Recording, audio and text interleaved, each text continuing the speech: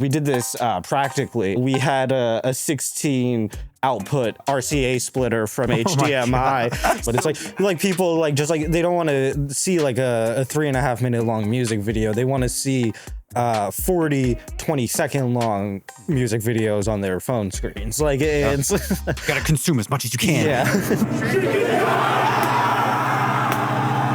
Like that is shameful. You try to downplay it by saying that people just do it for a couple of seconds and then they That's how it was when I was there. Y-M-I. What does that mean? Until you make it. Oh, okay, that's good. Steve's here, everyone. Steve, thank you for coming to produce again. We have a new... Sorry, we got to transition to regular volume again. We have a new Steve Cam. Oh yeah, Steve Cam. Cut to Steve Cam. For everyone watching on the YouTube channel, Steve's here. He's got his very own camera. And today we have a very special guest coming on. Our old friend, my old friend, really. You never met Connor, have you? You guys talk about him. I've never met him. I'm in the dark, and hopefully he will bring me into the light. Yes, he definitely will. So Connor Meany, old friend from college, is coming on the show, and his main thing that he's been doing recently is going on tour with bands across the United States, across the world, really, doing photo and video for live performances, doing stuff for their social media accounts, and you'll see his work all over. Save Face is one of the bands that he does work for, who I actually did some work for. Me and the frontman of Save Face, Tyler, were very good friends throughout high school and college. And so it's just, once again, the big network. Everybody knows somebody in this business, it seems. No, it's very cool. I'm very excited to talk to him because there's a whole world that I don't think we've ever talked to anybody who does music videos like that or band tours like that before. So, yeah. Doing live events. So I'm under the impression that whenever I see Connor put out a project for a band like Save Face, is he's doing a lot of behind the scenes photos, and he's actually managing, producing the videos. So I'm curious how much of the actual camera shooting he's doing for that stuff, but he's done a ton of music video work, just in general. So it is exciting to have someone come on that knows a lot about that world, because we've done our fair share of music videos, but I think it pales in comparison to what he's done. Yeah. And so hopefully maybe getting a little knowledge from him of someone who just has that much experience under his belt and what he sees, and what he can maybe tell us. But before he comes on and joins us, let's get into a little life update. Let's do a life update, man. Yeah, see what's going on. See, who's alive, who's not alive anymore. We talk about a lot of stuff. I told him he could joke about it. I did. You did. So, unfortunately, everyone listening, recently my grandfather passed away. The last of my grandparents, who was alive for so long, 99 years old. That's insane. It got me thinking, talking to all my family members and things. One of the things we always admired about my grandpa and my grandma was that in the way past, when they were our age, even younger, built their home from scratch with family and friends. We had family members who were carpenters, friends who were electricians, but he tells the story, him and my grandma went and picked up the cinder blocks and piece by piece built a house together, then went on to build a business together. My grandpa worked 3 jobs and was in World War II and did all these things in a lot of cases before he was 30. And here we are turning 30 as we speak. So I took that as not only an inspiration, but a moment to take a look at my life and be like, where am I taking this whole thing? Where, I've been talking about it for a couple months of I want to take my business seriously, and I want to build something, and I want to build the life that I want for myself and my family down the road. So I don't know. It's just been on my mind a lot, man. It's not saying that I'm down on myself necessarily. I don't feel bad about of course, Grandpa was always very proud of the things that I've done so far, but sometimes it just doesn't feel like enough, man. Yeah. And, you know, it's an unfair comparison, but I'm trying to use it as fuel to to do better in life. It's only unfair to yourself, You know. but it was really cool to see the museum of Grandpa the other day. Yeah. And how much he accomplished and stuff. It did make me feel better. Steve gave me some information and it made me feel a little bit better that homes came with starter kits, like they came with instructions. Yeah. Is that right? That is true. So that made me feel a little bit better that, like, how the fuck do you just put a house together? Yeah, right? Apparently, not that's like Legos. No, not that it's like easy as hell, but apparently that was, I guess, maybe a more common thing that came with instruction booklet of like how to do it. Like, you guys remember Sears? Yeah. So- I've seen that. Yeah. They used to have the Sears catalog that would literally have tons and tons of different layouts and designs of homes. And you would simply select what you wanted, make your payment, and all the materials. Not to say that this is what your grandfather did, because he went to purchase his own materials and everything. But they would ship out all the materials that were a part of that listing in the catalog, as well as a full little instruction booklet for you to build that house yourself. And it's a completely different world. Yeah. Compared to where we're Isn't at it weird? We'll nowadays. never know what any of that stuff is. You Yeah, know, we'll that just is never weird. know What goes around comes back around eventually, right? Maybe we'll get back to that. right. Because we can't buy a house now anyway. We can't do it now anyway. We can't buy a house. We can't even do it the current way. I wanted to buy property, but I'm not allowed at this moment. Monetarily. But then again, you look, I mean, and another part of that story was he was like, dude, we took every freaking penny we had and we put it into that. And I was like, that doesn't sound safe. And it's like, is that like, what was that as much of a risk back then? Because I feel like you can't do that anymore. They didn't have credit. Credit didn't exist until the 80s. Yeah, so it's like I don't know enough about the time period to like think about any of this critically. But I get the sentiment though. I understand the sentiment of what you're saying. It feels like he basically lived a lifetime in his first 20 years. Yeah. Essentially. Like he feels like he accomplished more than what you've accomplished in your current life. Not you, but like it's all of our grandparents. I know. That happened to, it's not just your grandpa did amazing things, but like it's a common, his story is also fairly common to like how the hell did you start 3 businesses? I take no offense to that. Yeah. You know what I mean? Did It's seem like there was a much. No. I mean it in like a mind blowing way. Yeah. In a way of trying to rationalize, like to not feel bad that we're not at that level yet. I guess it's the same thing you think about, like, because people having kids and starting a family that's just a general trend. Yeah. Of like people getting married later, people having kids later, just because it's different times and so many different factors to that stuff. I wonder if it has anything to do with like saturation of the market too. Back then, starting out, like starting a cleaner, starting a tuxedo place, he might have been the only one in like a huge mile radius, filling the niche. So and now is it like easier now? So there's oversaturation of like we have too many people. Oh, we have too many people now. Yeah, let's get rid of some. So like we have. Is that where you're going? Anyway, I think I think I need to stop rambling about this. Well, it's interesting. I don't know. Do you feel? You said you're not feeling down about yourself. So you feel inspired. No, you feel I'm not. motivated. I am more inspired than I am down about everything. No, I mean, I think you have I think it's an interesting point about risk taking, and like it must be a time period thing. It does feel like the things that he did are too big of a risk for us to do now. And why? But like, why is that? I mean, maybe it's not. It just seems that way. We're just conditioned to. I don't want to say play it safe, but maybe. I don't know. I think it's just a completely different world. You know, I mean, like a lot of the things that we have to,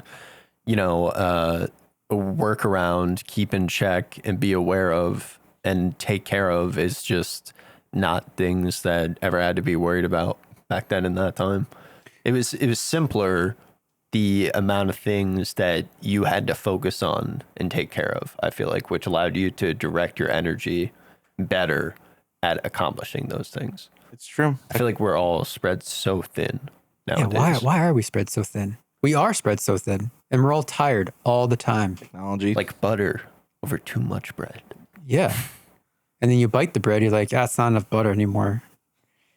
And it's not toasted enough. It's like a little under toasted. It's like, this kind of sucks. But let's get off that. Let's go to the next topic that we wanted to quickly bring up before Connor comes on. Mike, why don't you tell the people about it? Because Connor is here. What time is it? 7:40. Yeah, 7:40. We're getting better at the pre-show. It wasn't. All right, I gotta answer this. Live with Mr. Connor Meany. Hello. How's it going? And I say live, but we're not live. On Thank anything. God. Yeah. So we were doing live shows for a while, but it's more fun when it's like nobody has to worry about like stuff like, oh, should I have said that? It's like you can just be a little looser. We'll cut it out later. Like, don't worry about Thank it. God. So, Connor, we gave you a little introduction before this.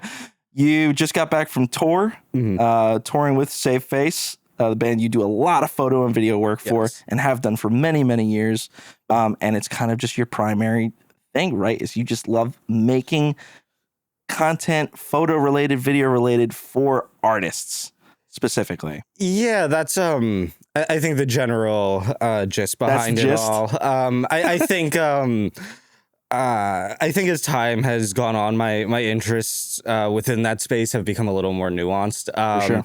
I think when I was starting, maybe I was just doing anything that I could, just kind of making everything that I could. Related to more within photo music, within music. Oh, within music in general, you're saying? Yeah. I think it was anybody who was like willing to work with me. It's like I was willing to work with. Yeah, just kind of in general, like as many things that my hands could be on at once. Is that working for doing photos, video, or both, at the time it was mostly photo. Okay. I didn't really hop into video until really once things started to open after lockdown. I think when I started really shooting music seriously probably around like 2016, 2017. It made sense to be doing photo because that's what you were posting. That's what the platforms allowed you to showcase. That was the means of displaying things on general online. And as time has gone on, everything's become so much more video focused. And really that's kind of been a big reason for my jump, at least, which I have probably some opinions on. Also, we'll get into that. I have some questions related to that. But that being said, I think over time, because the scope of the work has changed a bit, I find myself a little more selective now in the types of things I'm making or the people that I'm working with as well. Yeah. So I'm coming at this from my perspective now, and personally, if I'm going to do work on a creative project, mainly video related, mainly a video person, I usually have to really, really like it if I want to get involved with it. And a lot of times I don't really like working on other people's stuff. I like working on my stuff and things that me and Mike come up with and our concepts. And so do you get as much joy as it seems like you love getting involved in other people's stuff? Which I find kind of, I don't do that as much just because I can't get, does that make me less empathetic or something like that? That I don't give a shit about their stuff. It's funny you mentioned that. So like part of the reason I think over time I've wanted to become more selective is because I felt like I had such little autonomy over the work I was doing, where it was just a lot of getting hired and then being like, oh, this is where and how I need to hold the camera, and this is where and how I need to be making cuts. The artist that I work with now, Save Face, the other main artist I work with is another band from New Jersey called Pollyanna. Both of those bands allow kind of like me creatively to take a little more autonomy. It's groups that are interested in creating this kind of like visual identity and like almost like this world for their bands to exist in. Yeah, well, I think I mean, correct me if I'm wrong, but I feel like I'm speaking mainly to Safeface just because I know Tyler. Of course, yeah. And I know that he really respects. I'm sure you're creative. He respected my creative vision when I was Absolutely. doing editing work for him. Yeah. And I think he would only be working with you if he liked the artistic impact that you had on his shit. You know what I'm Of saying? course, yeah. So I think he respects that a lot, and it's nice to find someone like that. Yeah, it's interesting with both Safeface and Pollyanna. You know, like I haven't played in a band since before COVID even, or played any shows myself.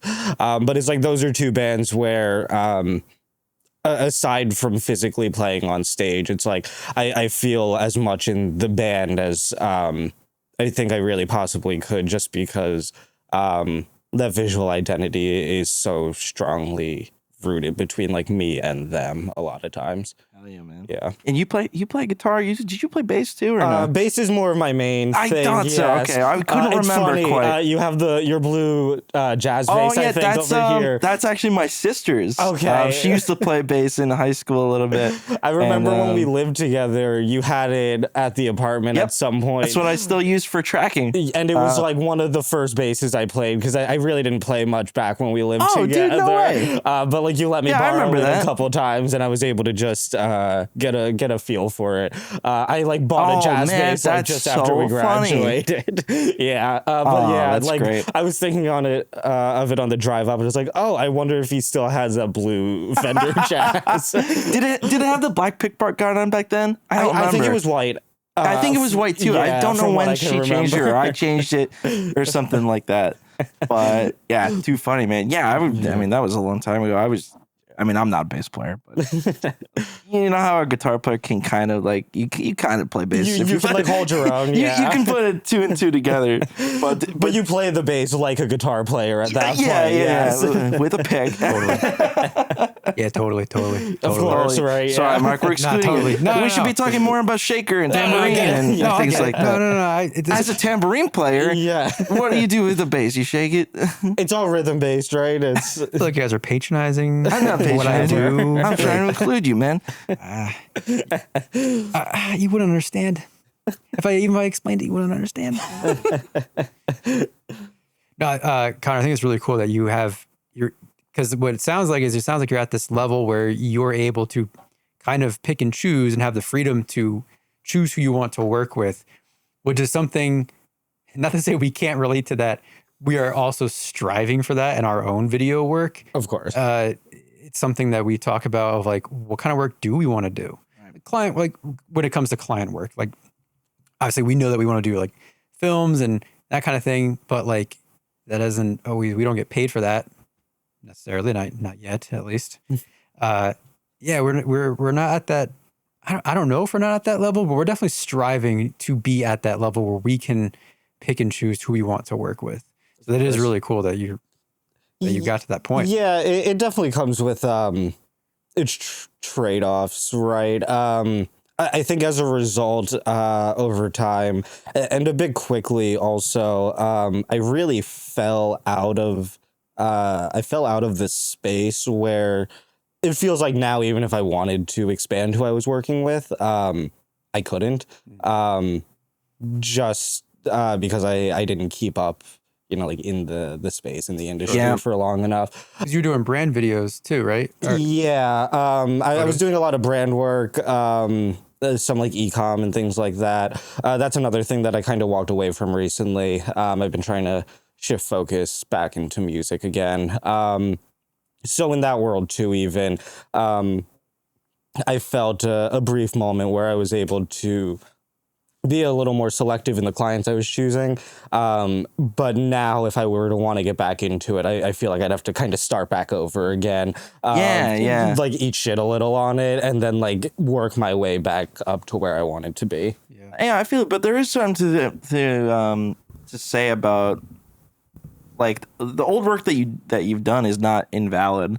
As long as it's not, I mean, Absolutely, that's not complete garbage. Yeah, I hope not. But like, I might think that by the time I get into it, also, right? Like, we I just might ran into a situation fully like that. move Yeah, past what I was making, this time last year. So in 2-3 years, if I want to go back into it, I might not even identify with what that looks like anymore. That's true, and you don't want to put something out that you don't provide or just align with anymore. Absolutely. Personally, I mean, that's kind of the sentiment that you're offering. It's like we were talking about saying we want to put out there what we want to do.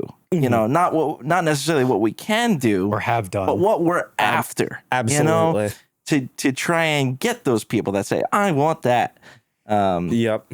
But it's always there's a huge gap, I think, with am I making things that I like and that like make me happy, or it's like or am I just churning out things and pressing buttons again and like going down that checklist. Sometimes I do that though. I do in client work. I do that to pay bills.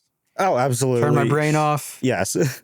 Film some doctors. Going for the paycheck. You're just getting the you paycheck. almost need to at that point, right? So you're not too closely connecting yourself. Exactly. Yeah, because I don't want to. Because I need to save. It's almost like separating. Yeah. I need to save myself for like later that night. I have editing to do. Severancing yourself. Severancing myself. You're getting your little innie and outie going. No, it's nice, but it's not nice to do all the time. Like if I work 9 to 5 doing that, I wouldn't. Oh yeah. Yeah. Then you start starving as an artist. It becomes more difficult to turn it on and off than even. I'd be there for exactly. I want to go back real quick to talking about the process of what you do. So when you get together with a band mm-hmm.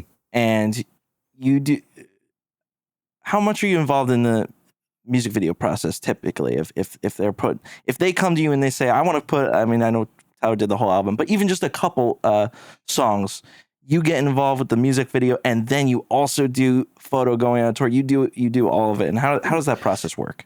Yeah, I mean, the process as a whole, it's like, oh, we need to make music videos. It's like, what are those going to look like? What's feasible? How much money do we have to do this? Do we have any money to do this time around? And that's very dependent on what factors exactly. It could depend where we are in the release. If we're working on pushing a single for a record, we might have more money behind that than if we're just putting a random song out because we've been sitting on things and nothing's come out in a while. If we've done something like an EP, like throwing 3 songs out there, it's like a lot of times those budgets aren't as big either. So maybe all of the money went to the recording and the mixing and the mastering. Yeah. And there's nothing left to film anything. The budgets for any type of promotion, video, photo related is coming from the label usually? Typically, yeah. I mean, where else does it come from? Unless you're just self-funding, which I think is a thing that people are picking up a little more over time now. Yeah. Because a lot of times the labels now are really only acting as that upfront bank, like that loan to you up front.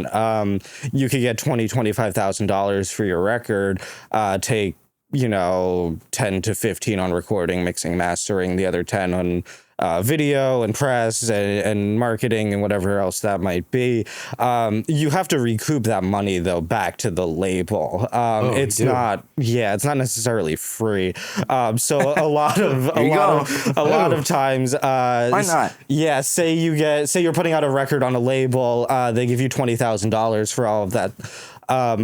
They're also the people who own the masters, though, and oversee the distribution and the selling of that. So you're not going to start to get money back until they recoup that $20K based on your album sales, your merchandise sales, things like that. Wow. That's why artists tour so much now also, is it's the one stream right now where it's like you can be keeping at least kind of most of your money. You're giving your percentage back to your booking and back to your management on every show that you play. But the ability to sell merch right now, for example, I think is more important than ever because it's like the cleanest form of income for a lot of artists. I wanted to go back real quick to the producing music videos. Can you give us some examples of some creative ways that you've had to work around some really low budget stuff, having no money, a little bit of money? Like, are there any like any proud moments that you have of like creative ideas that you've? Absolutely. I think back to like really my first exposure into a lot of this, and it was a project that Chris worked on as well. It was when we did that one? the 14 music videos for the Save Face record that came out in 2018. That was a record. 14 music videos. Yes, one per song on the record. That was insane. Yeah, so like not all of them were incredibly in-depth videos, right? Like a lot of them we would almost characterize as like visualizers as opposed to like fully brought out videos. But none of it was, done fully in post. It was all filmed with actual people and on actual sets. That was the thing. We had maybe around $10,000, I think, to do all 14 of those videos. Like right off the bat, that meant that like some of us weren't really like taking anything in off of it. But overall, not a lot to really work with there. And some of the videos were much more built out on top of that. We built a lot of our sets tell that story. So we had a handful of those videos in bedrooms or in clean white rooms. Those were rooms that we built the walls of in the middle of these rooms in this abandoned warehouse in Connecticut that we had access to. So we would go spend a few days, go to Home Depot, buy the lumber, build the rooms they did ourselves. Sets. They did real sets. Like building, like, And they look great. Those wood walls for that one video. We had to look pretty good to me, get man. a little creative. Like, we weren't going to pay for like drywall, for example. But it's like we got like wood paneling. We were able to do that. And it's like, they looked like bedrooms, all things considered. We can actually pull one up real quick, Steve, if you don't mind. On Chrome, I guess you could search Save Face Mercy was the... Yeah, the song Mercy should open in one of the bedrooms. How big And if was you your, put that on your primary monitor, Steve, it'll come up over here. how big was your team for those days of building? 2 or 3. 2 or 3 guys? Yeah. 2 or 3 people? Yeah. It was mostly me and Tyler. And then like Chris Flannery, who also we know and was in the band at the time. He was up there for a lot of it, but it was predominantly the three of us. Chris, this is the one. That's not a real bedroom? No, this is all a fake room in the middle of an abandoned office space in a warehouse. And we almost needed it to be because we needed points where we could drop the walls and expose things outside of the walls also. Yeah, there's some wide shots too coming. So but this is about a 10 by 10 room or so that we had just kind of No ceiling? built. No ceiling. No floor either? Or did you have it was something? we just used the carpeting that was in the space. Yeah, we just built on top of that. You guys just like Craigslist the furniture or Facebook the furniture at that point? Yeah, Goodwill. Cheap stuff. Yeah, just kind of grabbed it. There was they used this building as storage also for the public schools in that town. So there was a ton of just random equipment and furniture and screens and anything everywhere. So some of it we just kind of found sitting around, like, oh, this is like an old like teacher's desk or something. But yeah. Right, you guys did the little what were those poppers? Little tiny fireworks. I don't know what they're called actually.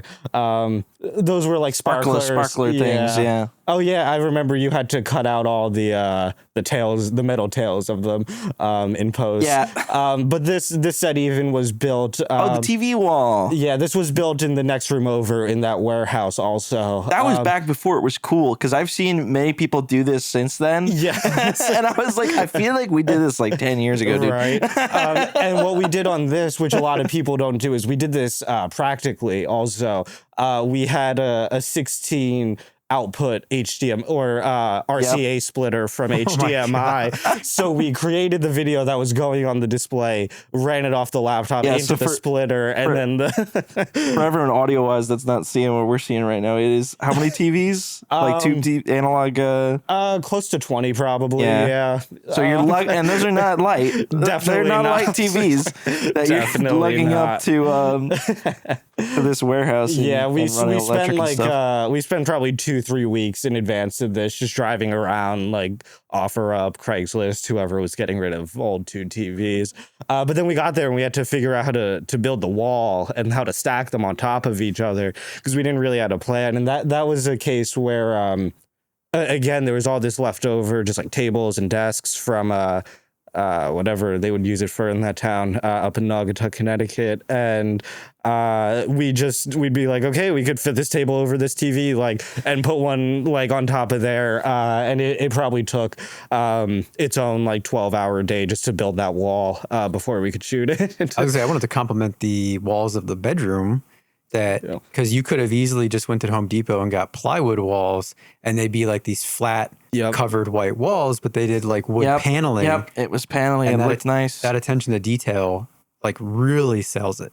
Thanks. Really it's like what can like elevate this. So at that point, you're a production designer too. Trying to figure like that kind of stuff out. I mean, at that point, you're wearing so many hats, and it's like the little things do matter when you're on a tight budget like that.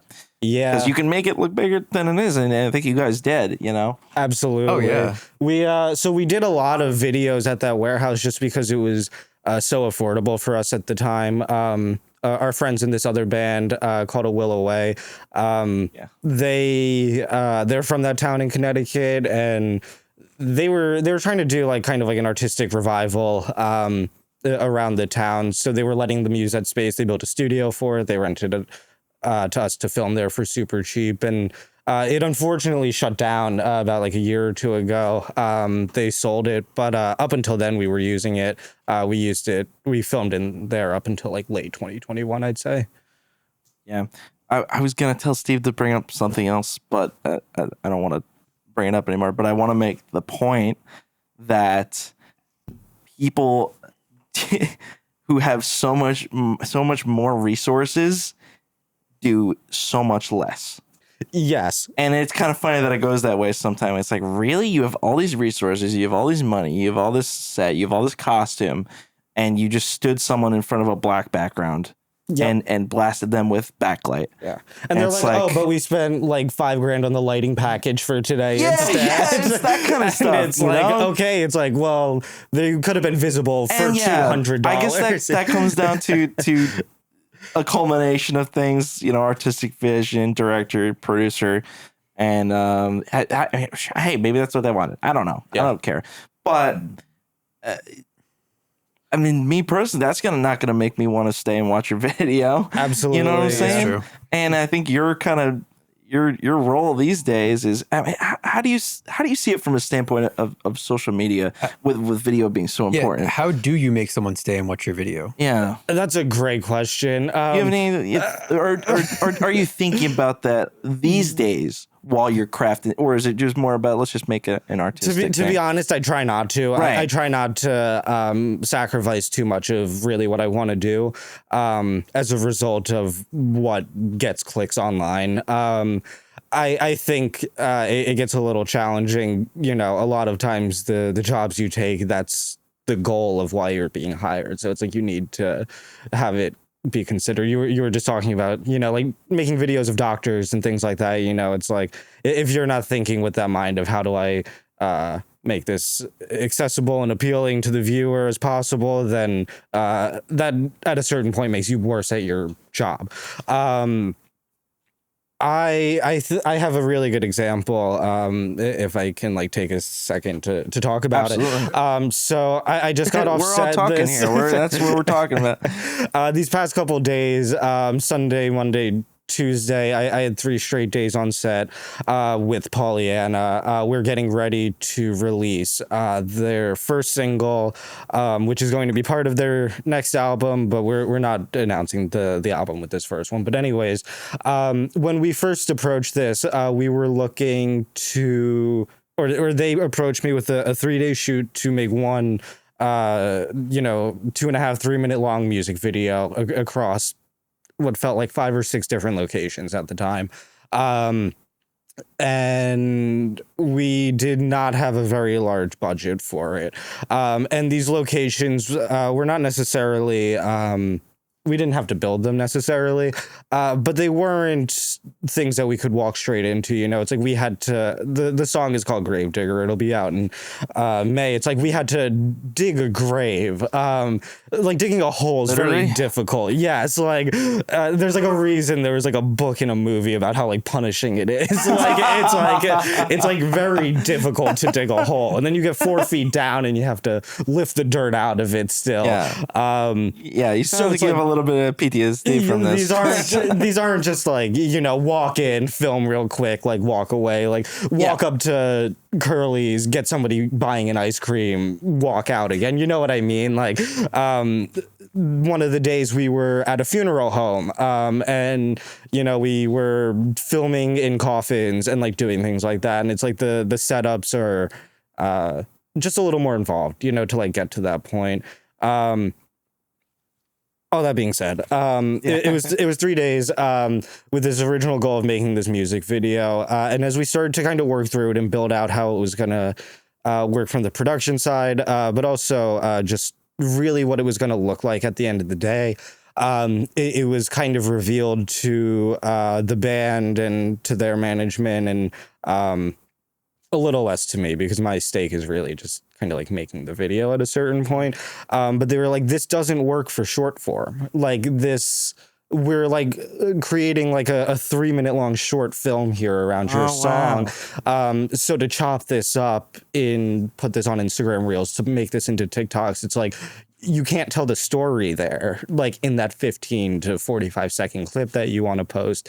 So it's like, we could go and run a little lean on this, but spend all of this money and have it not work for what they're aiming for. Now, when we were doing the Save Face videos in 2018 for Merci, it's like video on Instagram wasn't really a thing yet. Like TikTok wasn't really a thing yet. You didn't need that kind of vertical short form content. So we were able to spend all of that money making 14 music videos into a short film, creating this story over 45 minutes, where it's like, we can't even do that now for a 2.5 minute long song. Because of what the new priority is in viewing it. How do you feel about how do you as an artist, how do you feel about how do you feel about that? Yeah, it's hard to like, because like, I mean, it's essentially taking away the artistic purpose behind it, and you're just trying to trick people. You're just trying to trick people online into buying your product, except your product now is like your sound, your audio, and it's not like a physical thing that can be exchanged for. But that's exactly it. It's like, I hate it. Like, it's a big reason that it's like, well, if I'm going to do this, I'm only going to really do this with artists where it's like, I can feel like I remain some sort of agency with, and like some sort of like creative autonomy, because we instead ultimately ended up spending those 3 days. We did 3 different locations, but we just shot a ton of clips all day, every day instead, where it's like, oh, we just need a ton of different variations of the chorus. And when this goes into post, it's like, I'm not building any more sequence of from the funeral home to the 6-foot grave that we dug to like this, like, pure white sick wall that we shot at day 3 of this like ethereal type of thing. It's like, there's no telling a story there anymore. It's like, okay, this clip will be this take of the chorus now, that we shot in this specific location. So it's like, I pop in, I drop it, I trim the edges, I recolor it, it ships off. It's very different. Yeah. on set though, do you find yourself do you find yourself fighting with yourself to frame for your vision and then also frame for the horizontal or for the vertical cut? Absolutely. Because it's even a thing now. It's like, as we film this and I look around, it's like, we still have these cameras placed horizontally on their tripods. It's They like, give you extra headroom. yeah, because Don't of the worry, they're vertical. nice and wide 4K so that we can do our vertical crop. exactly. For you There people. go. You It's like, people. I I'm don't looking even at you. headroom. I don't even do that Looking at anymore. you. I shoot 4K for socials, and I shoot completely vertically Okay. with my camera. Yeah, if that's the intended purpose, why wouldn't you? Yeah, you- Exactly, because then I could see what the frame is. Yeah, the whole sensor. and then exactly that. It's like I can knock down to 1080. I could punch in like I'll knock down to 720 sometimes. Like, you know, it's like it's going on a cell phone. matter. Like it's Yeah, it doesn't matter. like the moment I learned like broadcast television was still running in 720, I was like, oh, none of this. Like, but yeah, like the iPhone screen was 720 until like yeah, 2016 or something. exactly. But Nobody really complained. yeah, I really, it's really difficult to make video content. I think for me, there's one side of it where I didn't really intend to do it in the first place. I like sometimes like long for the days of like when I was a photographer. And like that's where my creative focus was dedicated to. What now you're doing, I mean, the whole thing today is that we talk about like you have to do everything. Yes. You can't just do photos. Exactly. You have to produce. You have to DP. You have to edit. You know, Yeah. God, There's no way around there's it. no way, right? yeah, exactly. There's no way around It's it. an interesting comparison to like we're wearing multiple hats, and I always see those images of technology through the ages too. If you used to have a separate camera, a separate cell phone, a music Right. player, and a thing, and now you just got the one thing. It's almost like we like co-evolved with that, where it's like now If this will everyone do is everything. I will also do Yeah, everything. so we like co-evolve with the tools almost, because it used to take multiple people to do to run. You know, we don't even run audio people anymore. I don't run an audio person anymore. Oh yeah, That's not like if I was in college making a film now, I could just run and gun that myself, absolutely. and it would save time and money. Yep. And now it's like you either don't have like an additional person in that space, or you have space for a different additional person.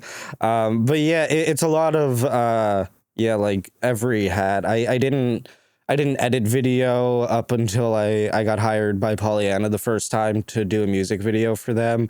They didn't know at the time when they hired me even that I didn't edit. They just assumed from we had just put out some save face stuff around that time.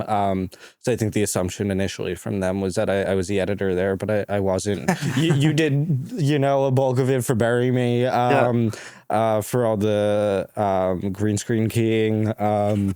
It's more and more rare over time to see an artist be able to just bring out a photographer or a video photo content person. Usually your video photo content person is also the person who sells your merch, or is also your tour manager, or does all of these other things. So, you know, these UK tours that I just got back from, the first one, I was tour managing and I was shooting every night for both bands on the bill. So for the headliner and for the opener, who is Pollyanna. On the Save Face tour, it was the same thing. I was tour managing. I was stage teching and I was shooting every niit. Holy hell, man. right. That's a full plate. And for Save Face, I was also selling for them. So it's like, you know, just I was in charge of the tour itself, not only for us, but also our opening band and whoever else was playing locally. But in addition, you know, our own merchandise. That's like 8 hats. management. Exactly. So I don't want to interrupt you, but we were doing some pre-show talk about, it kind of goes back around to, we were talking about being spread too thin, and we were talking about like olden days, like say like 40s, 50s, 60s of people having their working jobs and just basically just doing one thing. They did their one thing or they did their two things and that was it. Yep. And now we're sitting here talking about how you have to work the jobs of 8 different people to make yourself more valuable in the world that we're in. But in doing that, you're spreading yourself so thin, and it's like, is this right? Is this how it should be? Yeah, that's you know, this is how it's evolved. Good point. I didn't think of it that way. But is this how it? You know, this is the world we live in. You have to do multiple things to save them money, or whatever it is. Yeah. And like, it's all like minimizing resources, it feels like. And I think that's a really interesting point, because I think one thing that consistently suffers as a result of me wearing all of those hats on tour is my creative work, which in theory is like the thing that brought me there initially. But if it comes down to, just managing a tour package, everything from the time we arrive and load in through sound check, through doors, and then the show starts, and everything needs to be running there. It's like, I'll have a lot of days where the set starts and it's like, oh, like my camera's not built yet. Like I am not even there yet. Of course, because I was just doing everything else. Yeah. So, I mean, I don't know how much of it is maybe reactionary from me on it. I think over time, though, it has made the experience of shooting for me so much less enjoyable, because I am so I'm just not dialed in with it like most of the time. I have one artist that I only shoot for. There's this band Midtown. They were like in early 2000s. Like Jersey emo band, like came up with like My Chem. Their vocalist, after Midtown ended, started the band Cobra Starship, who was like a little more like contemporary as we got older. But they came back, they reunited in like 2021, 22. And I was lucky enough to shoot for them, but that's a band that like I'm only their photographer. It's like I don't do any of their tech. I don't manage anything. I show up the day of, like I get to stage, I do my job. And that's a band where it's like I don't shoot for them as frequently because they don't play as often. But that is a band where honestly I look back at what I do for their sets and it's like, oh, this is my favorite shoot that I've done since the last time I shot them most times, just because I feel so much more kind of connected to it creatively. Yeah, how could you not, man? Yeah. It's a breath of fresh air at that point. It's like, yeah, this is what I like. Yes. And it's like, like I'm stage managing for Save Face while I'm trying to shoot, but it's like, it's like Tyler's mic gets unplugged. Your mind's like, going 1,000 different directions, falls, dude. like, it's something like doing gets this stuff. I unplugged. mean, this is why I brought in Steve to help with this. Absolutely. Because I found myself when we were doing shows, my mind was not listening to the person speaking. Yeah. I was worrying about the levels and the camera and is the live stream working and who's chatting and what's not. Like, absolutely. You can only do so many things. Yeah. And it was, I think, like coming up through everything, like in DIY, like really that was the tenet, right? Like doing it yourself. Like if there was a gap, it's like we figured out how to fill it. But that was like very easy when I was like 21. Like, it's like, yeah, I mean, and like had it in me, and the stakes were lower. Yeah, like, you need to grind stuff out. There are times for that. I mean, just the necessity of it. If you want to get stuff doing, you want to do it right, do it yourself. Yeah. If I didn't grind it, it's like I wouldn't have been able to do like most of the stuff. Get in there, grind it up. But no one could do that forever. Exactly. Because you'll drive yourself insane. Yeah. So many hats, both I think creatively, but also just in general when it comes down to the nature of this work, which is interesting. It does kind of make me question often, like, what my actual focus is when it comes to music. Like, am I more a tour manager at this point than I am a photographer or a videographer? When I first started touring, I was doing front of house audio. I wasn't doing any of this. So it's like, it shifts over time, I guess. I had a way to follow up, piggyback on that. Yeah. Steve, just remind me, jog my memory. It's something to do with growth and network. Oh, right. And how do you go from one project to the next in what you do? Yeah, it's pretty much all kind of like word of mouth. Right. As much as I don't really cater to what can perform well online at this point. It's like I definitely did at a certain point, and try to focus on it a bit more, especially just kind of trying to build up and everything. I met Tyler. I got involved in music by meeting Tyler in college around the time that I met you. And it just so happened to be that they were doing a DIY band, and we would go and we would like tour on breaks during college and play to like 3 people in like the middle of nowhere. Glory days. Yeah, and we'd be in like all like squeezed into like a Chevy Tahoe, and just like shit like that. But over time, it's like pretty much all of the reason that I've been able to stay in music. It really all comes back to that. It is to me meeting Tyler and to me starting to work with Safe Face in like 2014. That was all the other artists that I met and that I've worked with since pretty much have been met through Safe Face one way or another. Going on tour with them, just being friends, kind of things like that. And I have one follow up to that was, you're not what you know what I'm gonna say? Maybe. I mean, I have something. But so for example, Fine. next week not next week, in 2 weeks we're going to the New Jersey Film Expo at the Meadowlands. Oh, cool. Networking thing. We need to do more networking. We always talk about that, and it seems that in our industry that networking is like a really important step of how to not only get more work, get on more sets, and like kind of maybe that's how you take the game to the next level, possibly. Is that true in your industry, in the music world? And like what's like your version of like moving up or like the next level? Right. Like, I think music is a bit different there, specifically because a lot of times, I don't know how to like put this where I don't sound bad about it. I think that a lot of times I can point to scenarios where I was a bit more of a personality hire. I think that the nature of what we do, so much of it is trying to think of the best way to describe, almost like this like live but like short-lived forms of entertainment, right? It's like a lot of these bands only get like 30 minutes a night, like or something like that to play. So I think there's a bit more of like a jovial mindset behind it. And that being said, it's like a lot of people, it seems like, are more willing to just hire people that they know that they like to be around as a result. And I even find it true for myself, like working on music videos and things like that.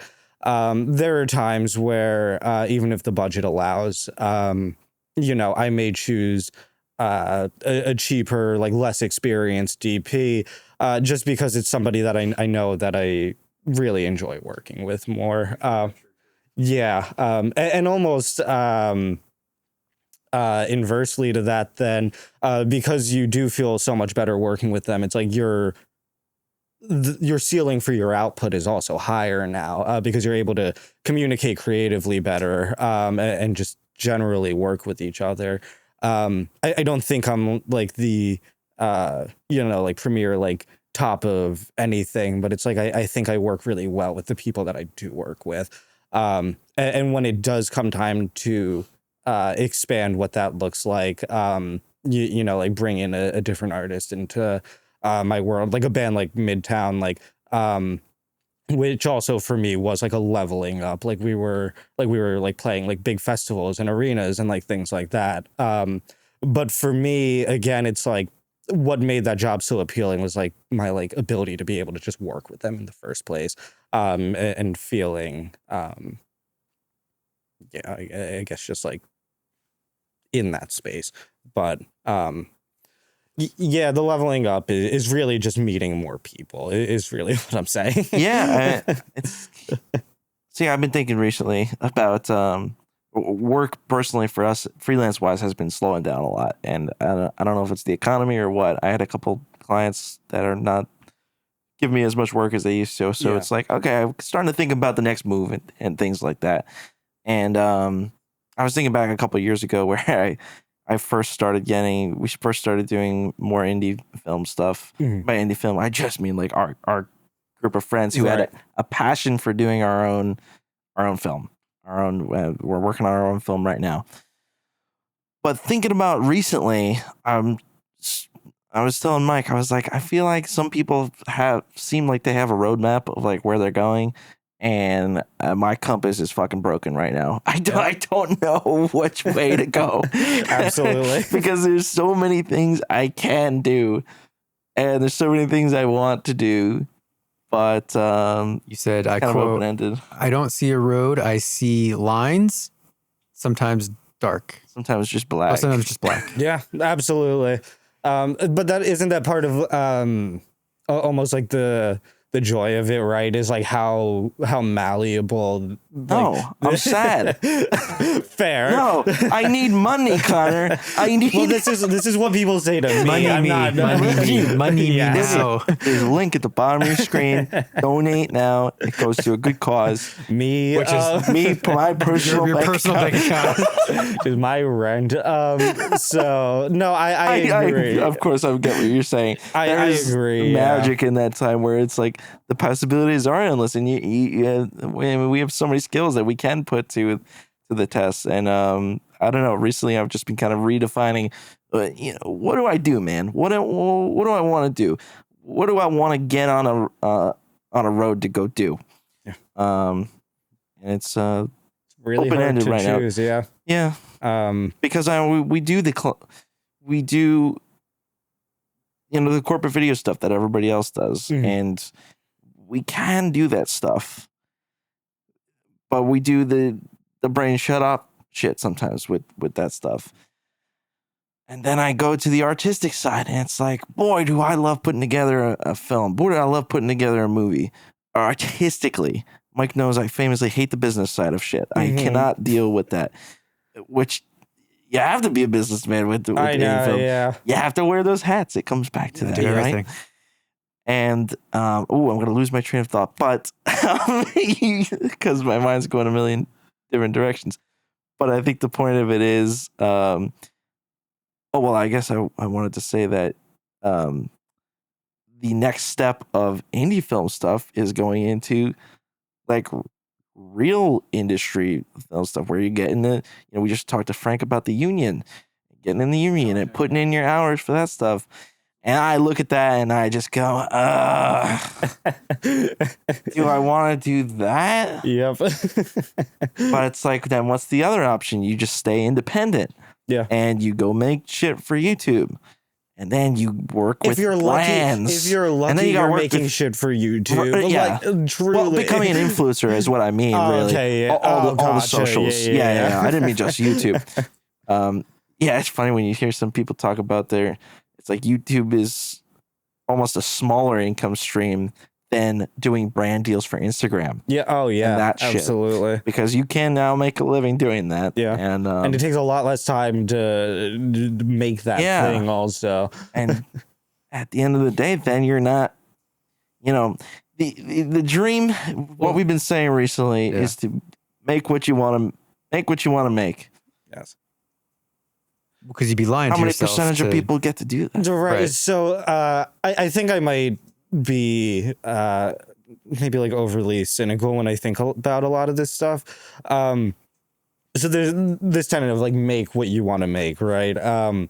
Yes, like obviously. Yes. But so I was working for this line of coffee shops in Jersey City for a little more than a year and a half. I wasn't doing their like anything for website or their like pure e-com, but I was doing anything for socials. And they were a brand with I think a really strong visual identity. Really good products and coffee, and like very different and stood out a bit. But just like we're not like a group of people who could like really post online and like really have the foresight to be able to post that frequently as a coffee shop anyways, right? And we kind of approached it. I did this with a friend of mine who managed things like the posting and the interactions and the copy and all of that. And it's like I was there to take photos and make videos.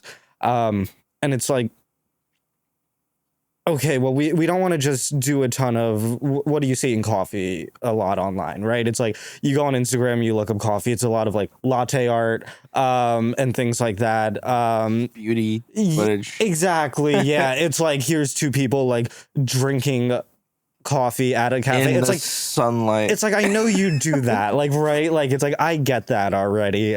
If I wanted coffee and I was looking for a place to get coffee from, like I know I can get coffee and drink it from there already. Right. Like I don't need to like see that on my it says feed. coffee on the front. Exactly. And like why do people even want to like see You that sell in their coffee? feed? So coffee here?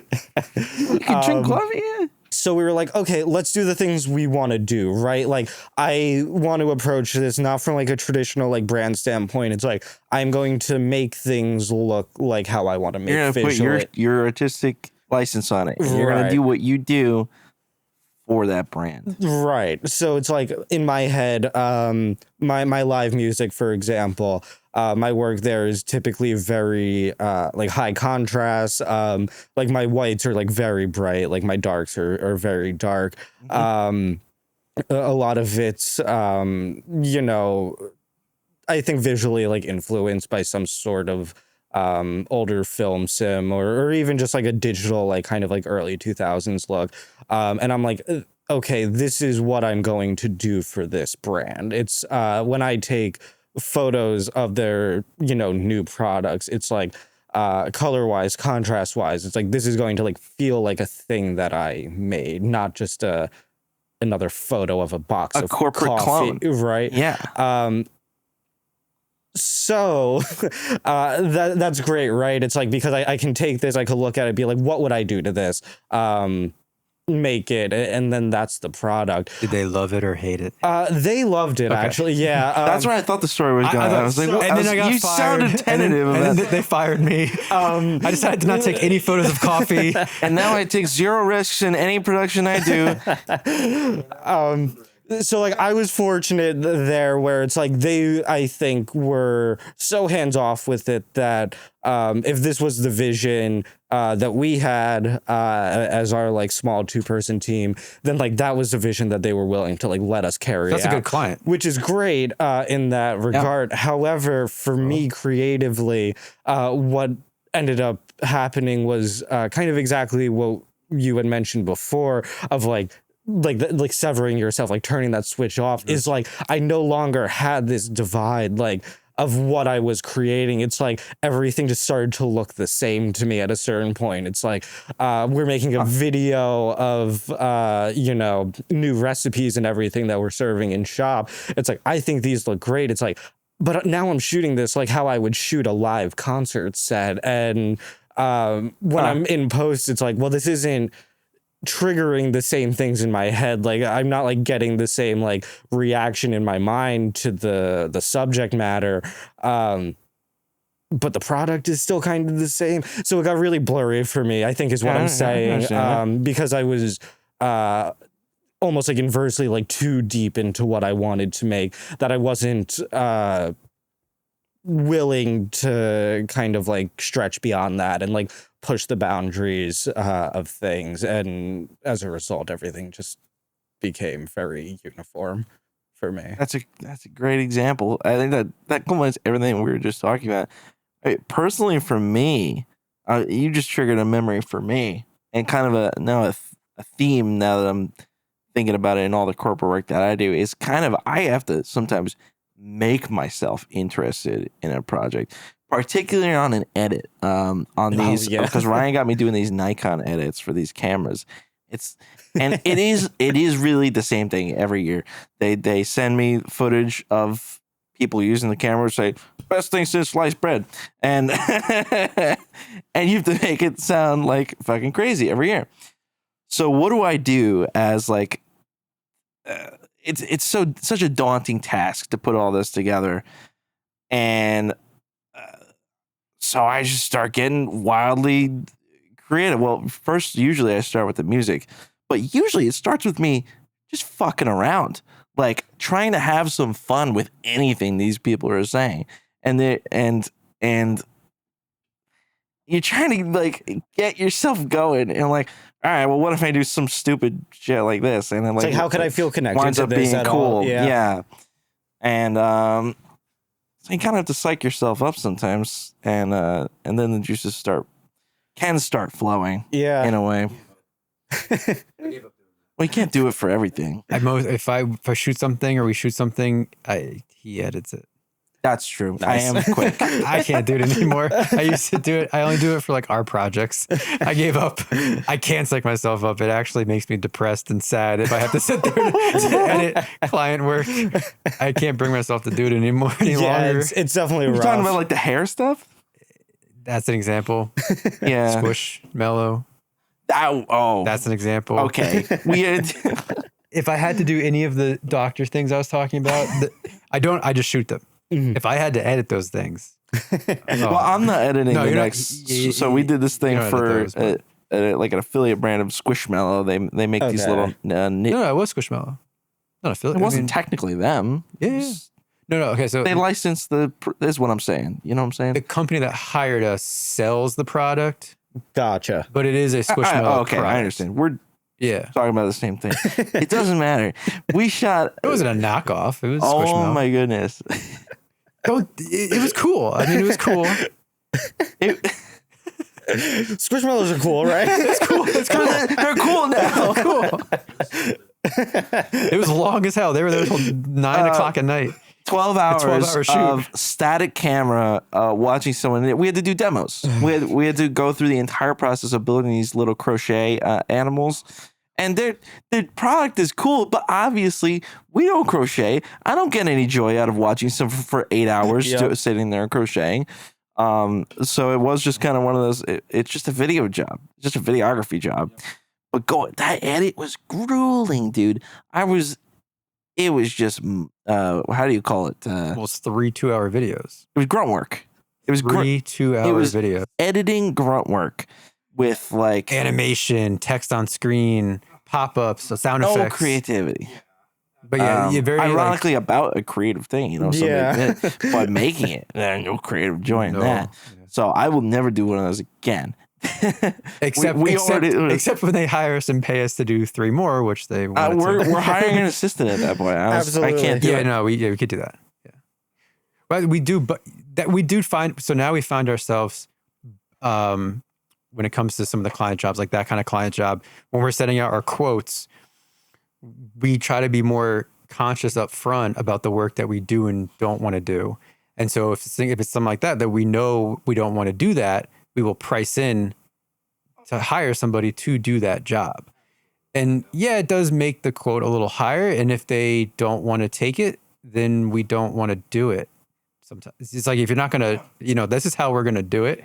And if you don't agree, well, I'm sorry. Just because I could be the person to like fill that role doesn't mean that doing I want to it for this job. Right. Yeah. Absolutely. If you have the luxury of picking and choosing. Yes, we try to, well, it's like a balance of like Or like setting, the little asterisks at the end. we want to set our own boundaries Yes. and yes. also take care of ourselves. Yeah. Mentally. And then also you got to take care of yourself financially. And it's like a balance of like, yeah. And it's like, oh, which is more important? Right. At the moment, it's, we'll do anything right now. Yeah. At this point, it's a little slow. There's so, a number at the bottom of your screen. we'll do absolutely anything. Yeah. I'll wear 18 hats. Who's an artist who's like a dream artist that you want to work with? And then the next question is kind of goes along with that. If you had an unlimited budget for said dream artist that you want to work with for a music video, what would you do? Oh my God. I mean, my dream artist to work with is Taylor Swift. Okay, yeah. To shoot at like the highest Really? possible level. Yes. Awesome. It would absolutely be for a Taylor video. Her videos are really good. Her videos are technically very good. Okay. I think that they are shot according to all the rules that you should shoot by. I think that all of the effects look clean and polished and are like what they should be. I think that you could argue there's some sort of lack of like depth here.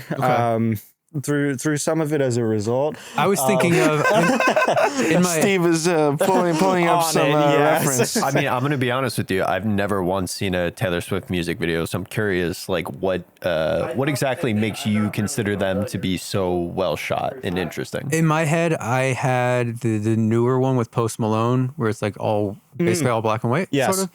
I was thinking of that one. Yep. I don't know why it's lagging like that. I don't know. I'm sorry. I don't know what this one is. Yeah, it's like, you know, very cinematic, right? Like, looks how a production of this size should look. Do I think that it as a result of that, though, I think a lot of times, like, I find spots that like lack character or emotion because they're so tightly wound to this just kind of like formula. I think another example of it in like a similar world, at least musically, is Olivia Rodrigo did it would have to be some like Apple promotion, but it was like an entire music video like shot on iPhone, right?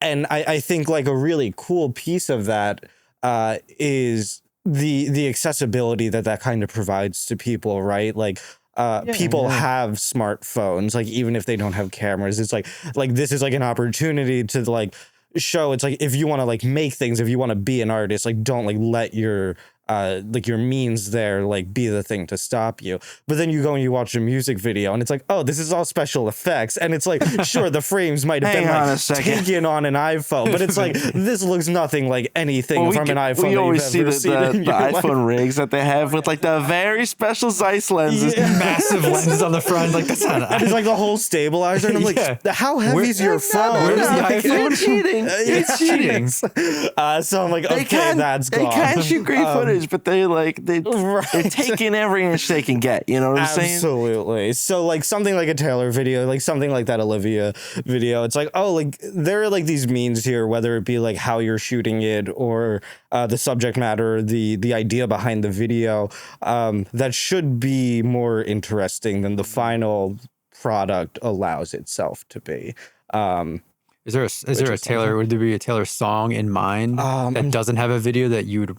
Was there ever a Taylor song in mind that doesn't have a video or has a video that you found yourself like, I wish I could have made a video. Absolutely. I have a much better, like, you know. Not that there's no video for this song. The first track on Red is called State of Grace, and it opens and like it drives throughout the entire song on this like really like prominent like kind of like heavier drum beat. And it's just like, it's a really nice pattern. The song, I think, just is like a rock song. And it's like, I would love like a world, like a live performance style music video of that song. Just like, I think like it has like the energy for it, and like comparable to the videos that I've made that I've liked making. And yeah, that would be my song. Would be just like a very like performance heavy like rock video for that awesome. Taylor song. I'm actually I'm curious. Do you have any interest in like the Super Bowl halftime show every year and what they do differently every time depending on the artist? And The halftime shows, that's a super interesting one, actually.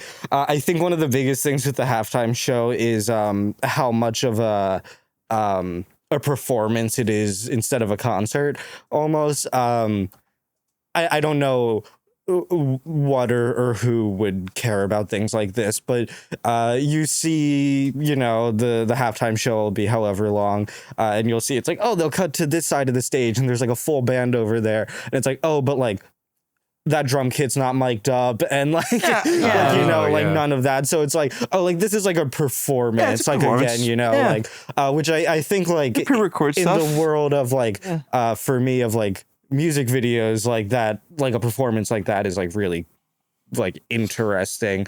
There have been things that I've shot that I've really liked that we've done like full song, kind of like one take, just to be able to, I think, properly showcase the space. I think something cool about, producing on a scale that big is you don't need a trick like that to show the space. It's like you can just absolutely dial in on the best pieces. And it's like you have that planned out in advance, but it's like considering it from like a live broadcast even. Oh no, Christopher. Oh man. Whoops. I've never done that before. Was that water? Yeah, at least it wasn't coffee. Usually I'm drinking coffee, but thank God it's late. That'd be All right, awful. let me go. Can you press one of those buttons? Let me go clean this up. It took 28 shows, but you finally did it. Speaking of workflows and DaVinci and stuff, you both have been benefiting from the new AI tools that DaVinci's been using to help speed up, the rate that you guys can pump out projects. I'm curious if AI has had any kind of tangible effect on the kind of work that you do. No, not necessarily. I actually just left a long-term contract. I was on for about 3.5 years for Comcast. And I was out for like 2 weeks, and in the middle of that, I got a phone call, and they were just like, "Hey, like your job doesn't exist anymore, and you're gonna just really like evaluate AI tools for like generative purposes, and to essentially replace our creatives." Can you be more direct than that? Hey, we found this robot. He's pretty good. Exactly. So up until then, I was working in their software tech packs. So I was things like their project management software. It's like, I was managing their like the agreements and like things like that. So they were trying to shift me into more of an AI space for that, to which I actually ended my contract over. In the greater scheme of things, I think that I've had like pretty limited exposure to tools in my workflows. I've seen a lot of products that exist on like enterprise levels, and like kind of, we could connect to your DAM and then, bring everything in here and learn based on that. And it's like, that's like a whole nother beast. Would you say connect to your what? Your DAM, like your digital asset management system, like your content repository. That's not what I was thinking. Yeah, I had it as we're talking about rivers. I had a beaver in mind. So like say, it's like you could connect like your DaVinci to your Dropbox, for example, would be the equivalent. Put your stupid editor terms. I'm just a dumb. But just like it would learn what all of your like final videos look like that exist in your Dropbox, and then like bring that into DaVinci and like run that. So I've seen the tools a little bit more in that world. On a commercial level that high, I honestly just like don't really pay it much mind. If like the ad that they're like trying to lie to me for is like AI or not, like I'm still like trying to be sold something. For me personally, I haven't really found many uses in my workflow. What I have seen, I just haven't really been into the results of. I think a lot of it still again has been more generative than workflow management. So Lightroom introduced their like AI denoise at like a certain point in time. And I've used it, and then I was like, I don't shoot at a level typically where I need to denoise that the like traditional tool couldn't provide me with that. And I know how that tool looks, and I like the results of that tool. And I find myself even shooting to use that tool later. So it's like those types of things just like don't really exist for me in the way that I'm working still. I just really haven't found the use for myself, I guess. There's an AI take that I think I might have said on the show before where we were talking about AI and how the creative industry and like the film industry feels threatened by it, and VFX artists and this and that, and like soon movies will just be completely AI made with AI actors and yada yada. But they were like, oh, well, the one industry that doesn't seem that AI can touch is live performance capture, weddings, Absolutely, music live performance capture. Do you see in your field AI creeping its way in, or do you think that industry is pretty protected? Like it'll always be around? I don't think it's necessarily protected. I think that the use cases haven't been explored enough yet. I don't really support this, what I'm going to say. And like, I don't want it to head this way. But I do see the path for it where there's a huge barrier of entry into live performance and live music documentation, like photo specifically, due to the one fact that it's like you typically don't have ideal lighting in a live concert setting. It's typically too dark. So, you know, what do people do as a result for that? It's like they drop their shutter and then everything's out of focus or blurry. Or, you know, they buy their 1.4 prime and then they can't pull focus on a moving subject. Unless you get the new Nikon Z8. This show is brought to you by Nikon. Go check out the new Nikon Z8 at nikon.com/Z8. I'm fully on Sony. Interesting. Does it come in the color red? The small one, maybe. It's just if you paint it. Nikon ZF. Use promo code until you make it at checkout. one of these days, that'd be cool. Contact me. But I do think a thing that is more likely to happen than not is because of that, it's like when people at a certain level are getting their ideal shots, a lot of times it's not in an ideal space on stage. You might be blocked by like mic stands or things like that. Even I see that world kind of colliding there where it's like, oh, I'm going to remove objects using this that like I before like didn't have the Photoshop skills to do. Or it's like, a little further than that, it's like I'm going to impose a different type of crowd here into the background of the shot, or a different looking stage or things like that. And like, you know, kind of any of those. You could have your dream wedding in Italy. Yeah. We'll just put you there. And do it at the Butler Courthouse instead. Like it's like that I think creeps into a world of like, I didn't think about that. What are we really doing here? And like, you know, it starts to snowball down from there where it's like, oh, well, if we can do that, then I also don't need a photographer at all. It's like I can take in, you know, all of the stories that people post on Instagram from the show, run those through and have like nice looking video following, right? Like there's like doomsday stuff you're talking about. Yeah, so there's what no would be real? like there's no real ceiling to any of this though. So it's like the possibilities are really only determined by like how like fucked up people want to get with what they're doing. Like I think like the beauty of like what is like done in this like in my world is like being able to capture a thing that is like only happening once. Yes. Right. Like is that like this moment itself is fleeting and it's gone as soon as it's documented. We hope people value that. Would be nice. You'd be nice. Like but the same could be said about a million other things, and you can like see the way that's already being like bastardized in this world. So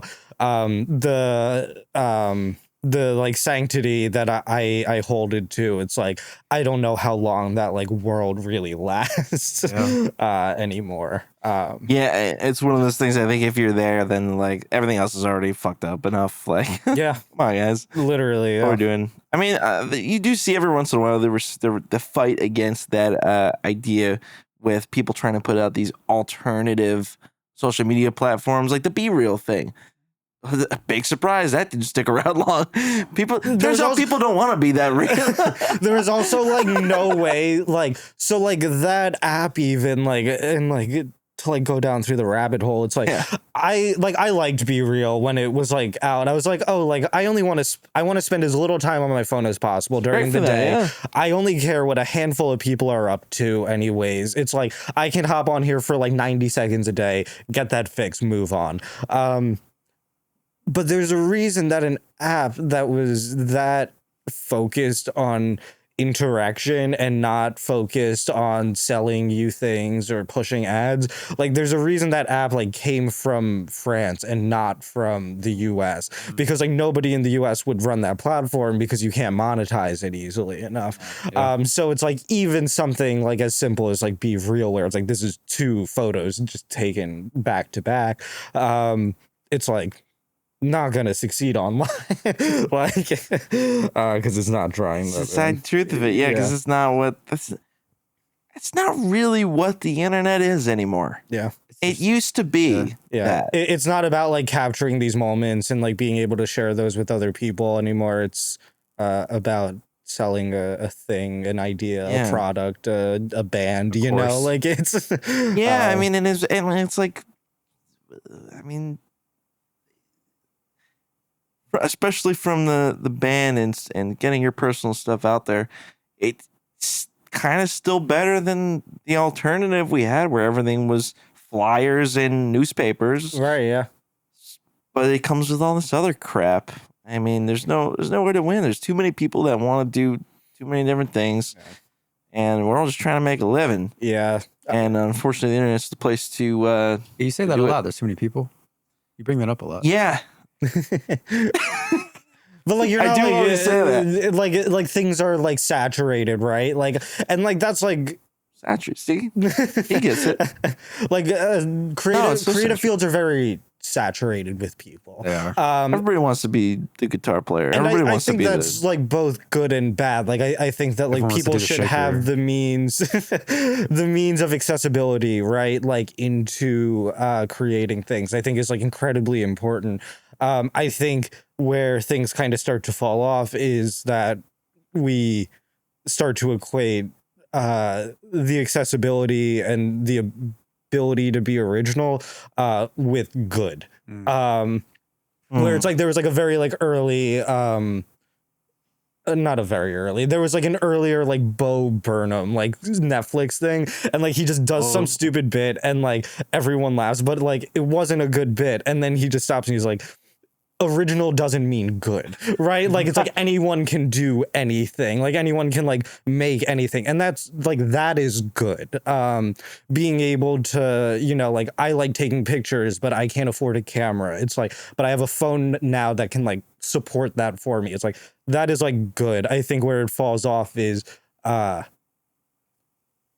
telling ourselves that because we can do it, that it's the product itself is good. Right. Like the act is good. the product is still, I think, should be open to criticism. So metaphysical almost. Just a thought. Yeah, I don't know. Jeez, that's heavy. There's a lot of people making stuff, and there's a lot of platforms to support that, and I think that's really great. I think it's able to open up people's eyes to different means of doing things and different paths. I didn't start seriously taking photos until really maybe my last year of college, like 2017, maybe after. I had a camera, but you used to use it more than I did. Right. Like truly, like I didn't. Yeah, we stole it for the first Star Wars thing we did. Really? That was he was the third camera. Yeah, I didn't know that. Yeah, we. I was just remote that day. It was a Cage camera, Connor's camera, and the camera from work that we borrowed. That's so funny, but yeah, like a big reason I didn't know that it was a thing I wanted to use is I just didn't have the exposure to it, and like up until later in college, like the need to even pick it up. So, you know, like I took a photography class in high school for an entire year. But my school district couldn't afford cameras, so we didn't take a single picture the entire year. And would you learn? Framed. What did we learn? Good. We did take a picture in the way of making like a pinhole camera with a shoebox. Oh my god, you did the pinhole thing? We did that. I was gonna say they took a picture with their mind's eye. Yes, I was in high school. Elementary school. I was 16 doing this. Otherwise, I sat on Twitter a lot on the computers in the lab. I I skipped it a lot, and that was probably it. Right. So it's like I didn't have a phone back then that had good enough quality to know like what it was like to take a nice picture. Even like, if I did, it's like that's like a whole nother world of just like creative outlet that I think people have now, because everyone has their phone, which I think is great. I just think it forces us to be a little more selective in what we want to consume from it, because because it is that saturated. It raises like an interesting question. I don't remember if I brought this up to Chris and Mike before, or if it was just Eric, maybe. If something is successful, right, and it's a commercial success, maybe it gets a ton of views on social media, or it made a lot of money or something, does that automatically make it good? Oh, like absolutely not. Yeah, just by the metrics of it. Yeah, definitely not. Yeah, Definitely like not. metrics don't translate to whether or not something is actually of high quality, I feel like. And that line is being blurred a lot nowadays. Like a lot of bigger people in the scene, in the industry, they're just looking for the metrics and they don't care whether or not it's actually good. Yeah. Like successful does not equate to being good. 100%. I think a big thing I've seen in that space, I take a lot of footage on iPhone now, which like I never did up until the past like 6 months even. Like I had been able to subvert it for that long and avoid doing it for that long. But part of creating photo and video content on tour is having iPhone footage, because people are going through their phones. That's what it looks like usually when they see it. You want it to feel familiar at a certain point so they don't keep scrolling. But it's like, it's one of those things where it's like, and it oftentimes performs really well. And I think that there's a strong argument for a lot of artists where they don't do anything higher quality than that anymore because they don't need to, because the metrics are so good on it. That does not make it like good or enjoyable to me though. Yeah. I mean, that kind of reminds me, they call that type of marketing, from a market perspective, that's organic marketing, right? It looks like somebody in the wild could have taken out a phone and shot it.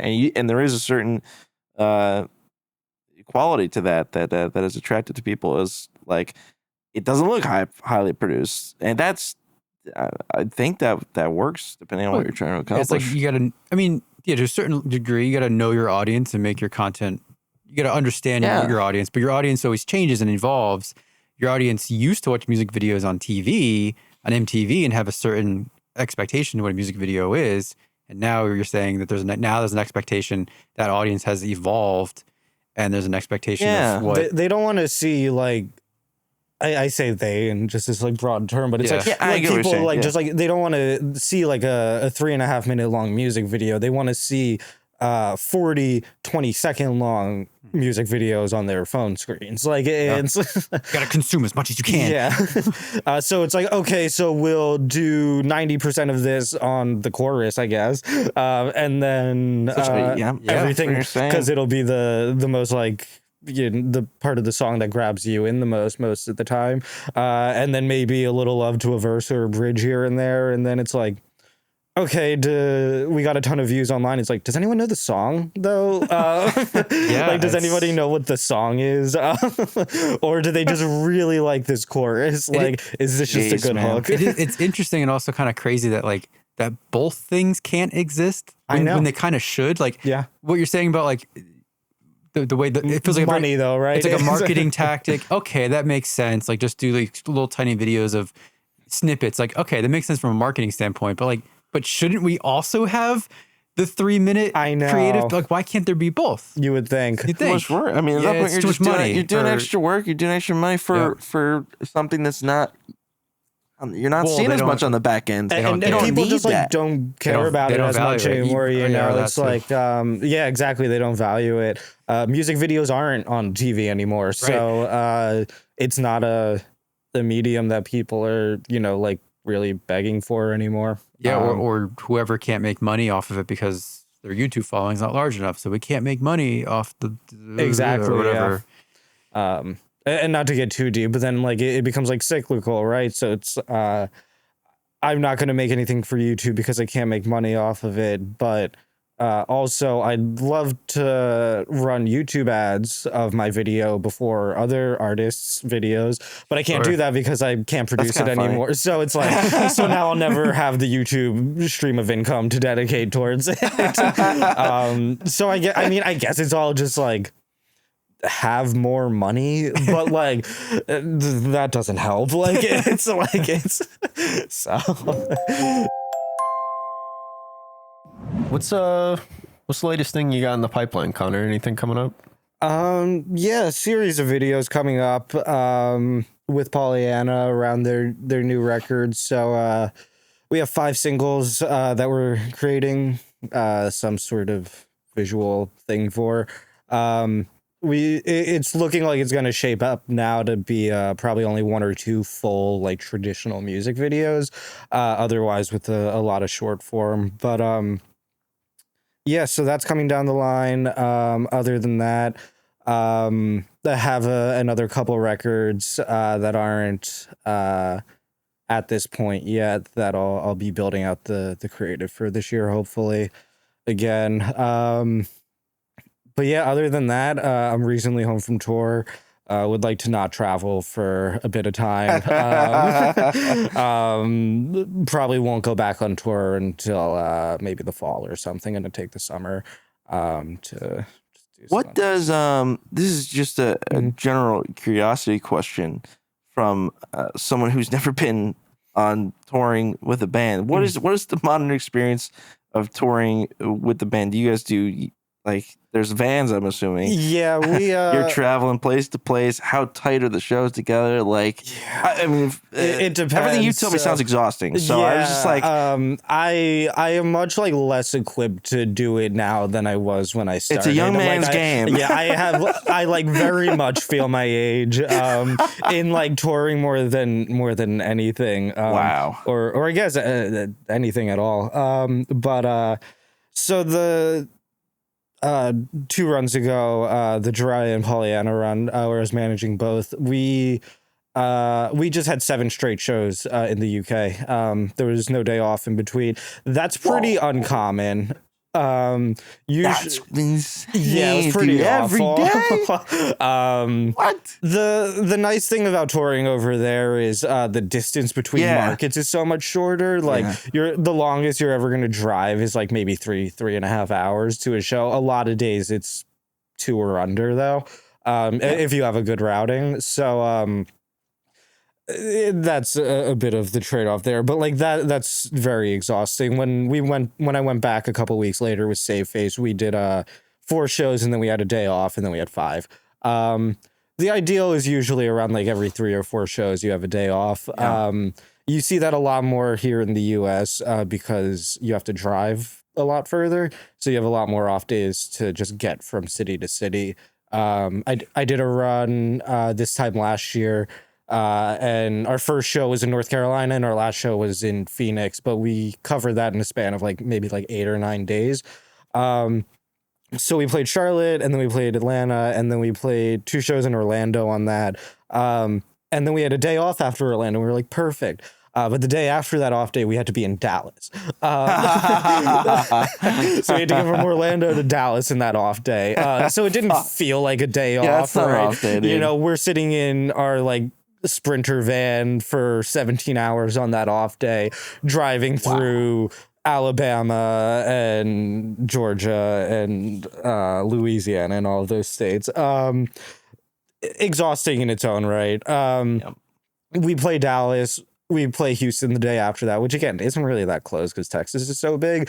After Houston, another off day, but we have to get to Phoenix. We have another 17-hour drive day on that off. Oh my God. So if you look at that like 4-day period of after Orlando and before Phoenix, it was 17-hour drive, show, 17-hour drive. Were you there when do you guys get a van stolen or I wasn't. That was a while ago. Yeah, I wasn't on that one. I was home. I got a call from Tyler while I was still sleeping, saying the van got stolen, and I was like, "I'm not with you. I can't really help." Why are you calling anybody? But I missed the call because I was still asleep. So and then by the time I woke up, I had a text from him saying we found it. Yeah, they did one. So- Wasn't it? It was an AirTag or something. Yeah, that we they put had on the AirTags van? and everything. Wow. Yeah, they found it. So funny, quick little, I guess, thinking about all the touring. So, Safe Face, when we tour in the US, we tour with it's like a 15 passenger van and a trailer, and all the gear goes in the trailer, and we just sit in the van. In the UK, it's obviously can't bring our van. So we rent one there, but again, have more money, but you don't. Right. So we rent. It's a 6-person. It's a 6-seater van, and there's 6 of us, and 5 of them in the band plus me. And all the gear goes in the back in the cargo area, and then the back seat is a bench where 3 people sit. And then in the front, there's obviously like the driver's seat, but next to the driver is a bench for 2 people. So 3 people have to sit in the front. So someone has to sit in the middle, in the very front next to the driver.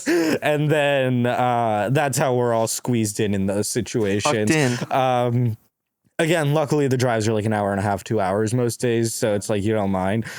Could never do that here. Could never be forced to like sit straight up on those 17-hour drive days the entire time. So that's kind of like it changes, like sometimes you'll be in like a nicer vehicle, or have a driver, or have bunks in the vehicle or whatever that might be. So you're not going to hotels, you're sleeping in the bus. But yeah, usually 3 or 4 shows, and then off is like, at least for me, kind of what I like to I like those stretches. Anything more than that, it's like you're like really grinding at it. They're long days, like something like the headliners that I just did, we're loading in at like 2-3 o'clock every day. And that's because they're short shows. There was only 2 bands on most of those. Other headliners, it's like you're loading in at like 11 a.m. noon.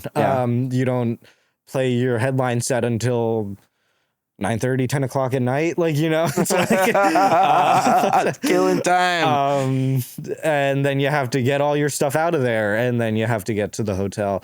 So they're very long days. Now, let me ask you this. On these drives, are you doing remote work? Are you doing mobile work on a laptop? Are you cutting stuff? Pretty much always. Editing stuff? Yeah. So my cadence is most photographers and videographers who tour that I know will usually dedicate that van time towards their editing, which makes sense. It's like, what else do you have to do? Yeah, you're killing time.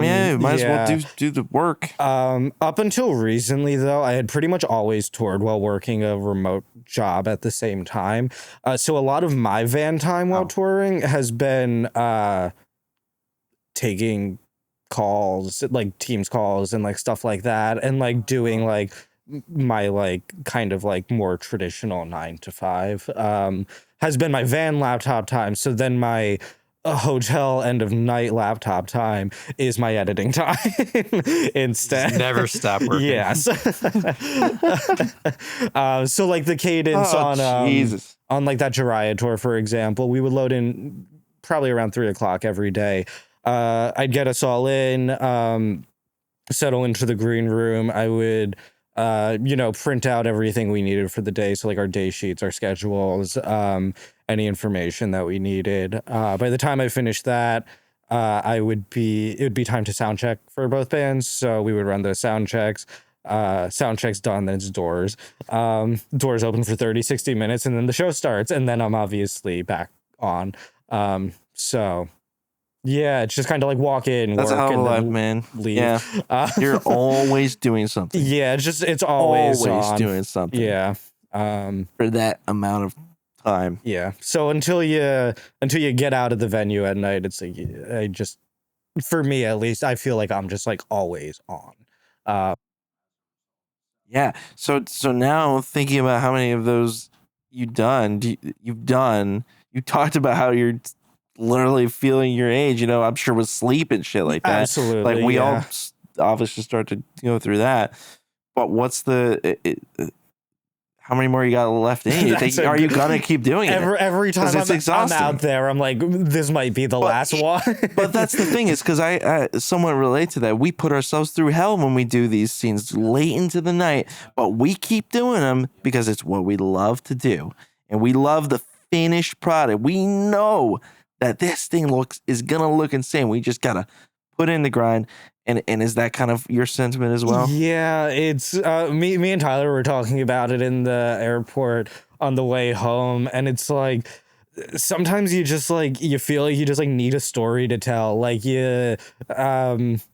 sometimes it's like you just find an avenue, you find a path, and opportunities kind of present themselves, and it's up to you if you take them or if you don't.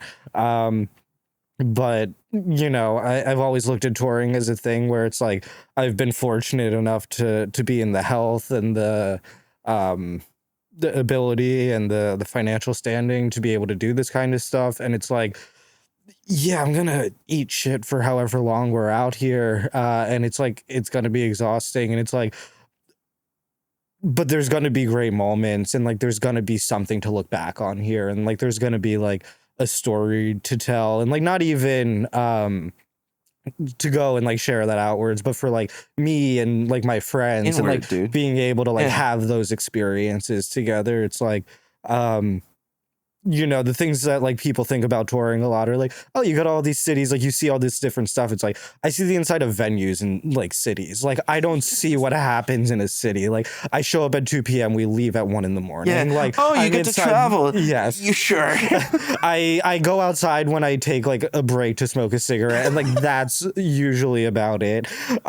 So it's like that's not the like part of touring that like I feel like I can like look back on and like like speak back to all these experiences of. It's like what I can like look back to though is like being able to like put these shows on and like document these shows for us, and just like provide that experience like for us and for whoever cares to come see it and all of that. So how many do I have left? I truly have no idea.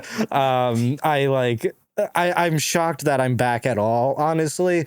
I didn't think I was going to come back after COVID. I was kind of under the impression that I was like, I got to do some cool stuff. I'm lucky to have even like done that in the first place. This kind of feels like a time where maybe I'm pivoting and my life just like doesn't allow for this anymore. I was lucky enough to like kind of find ways to make it work. I don't really tour full time or on like super long stints anymore, longer than like 2 or 3 weeks. I don't go for anymore. I can't do the like 2.5 month runs anymore. It's just like it's exhausting. It's yeah, sorry. That's great, man. What you're saying made me think of something. Like when we set out to do a film, or we set out to do a Star Wars project or a lightsaber project, it's like we'll have this grand idea. We understand that it's going to be a grind. It's going to be a lot of work. It's probably going to be painful for me physically or something, and emotionally, and then financially always. And then, but then we go, like what you were saying reminded me of like, okay, who do we want to share? We understand like we're putting ourselves through hell to do this. Who do we want to share those experiences with? And then in every case that we've done it, we share those experiences with our friends. Yeah. That help us out on projects, that help us out on shoot days, whatever the case may be. So many friends help us out on these projects. And there was one time I remember talking to my brother about doing a film and like, not being in it and having like looking for actors or looking for this. And then he was like, yeah, but then you'd be taking it like really seriously. And then like wouldn't you think that you're like losing the fun out of it because you're not the one doing it. And now you're bringing a bunch of people you don't know and hiring people. And like, taking, would that take the magic away? Would that take all the fun away? I was like, yeah, actually, Absolutely, probably wouldn't be. It probably wouldn't be as enjoyable. Like our last lightsaber thing, we're still in post production for, but it took 46 days to film over the course of a year and a half. 46 filming days. Grueling, like Jesus. And Steve was with us every single day for those 46 days, and it's just a lot. And a lot of people were. Notice how Steve's not commenting on that. Quiet as a lamb. But then at the end of the day, would you? It's like, even like Steve right now is working on producing the show. He's not a podcast producer. We just love Steve. Absolutely. So it's like the same mentality of like when we're doing these projects. Like He's getting good at it. He's good at it. But we like working with people that we love because it makes it more enjoyable and it makes it, Yeah. It's such a privilege to be able to make cool things with people that you care about. Yeah. At the end of the day, it's everything else, can change, or you could, I think, view it differently over time, like your desire to make money on it or not, or, like the types of things you're working on. But I think like the one thing that I've always really just loved and stuck to is like, oh, I get to like make cool things with like people that I want to do that with. When I first started picking up my camera, it's like I was just taking portraits of my friends like nonstop. And I was like, even something like that, I was like, oh, I get to like share this experience with people that I want to share experiences with.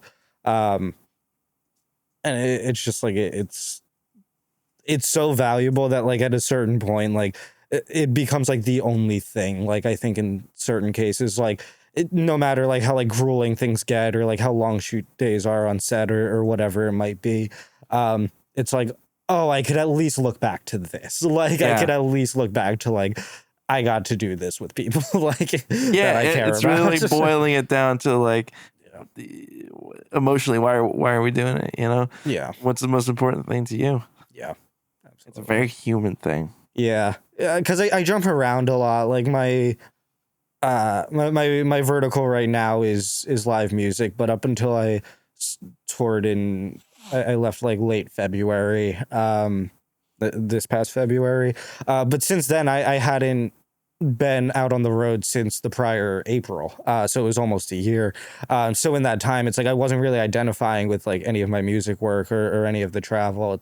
I was working a lot at the coffee shop, and I was doing a lot of brand work, and I was doing a lot more kind of like tangentially in that space. The tenant at the time, I was like, oh, I like who I'm working with, and I think I'm making something kind of cool here. So it's like, at least I'm able to like hold on to that, despite like all of the other bullshit that comes through. Yes, sir. And that was real cute, guys. Steve, Aww. hit us with a transitional jingle, please. Yeah, could you? Hell yeah. We're going to hit a random button here and see what happens. I love it. I like it.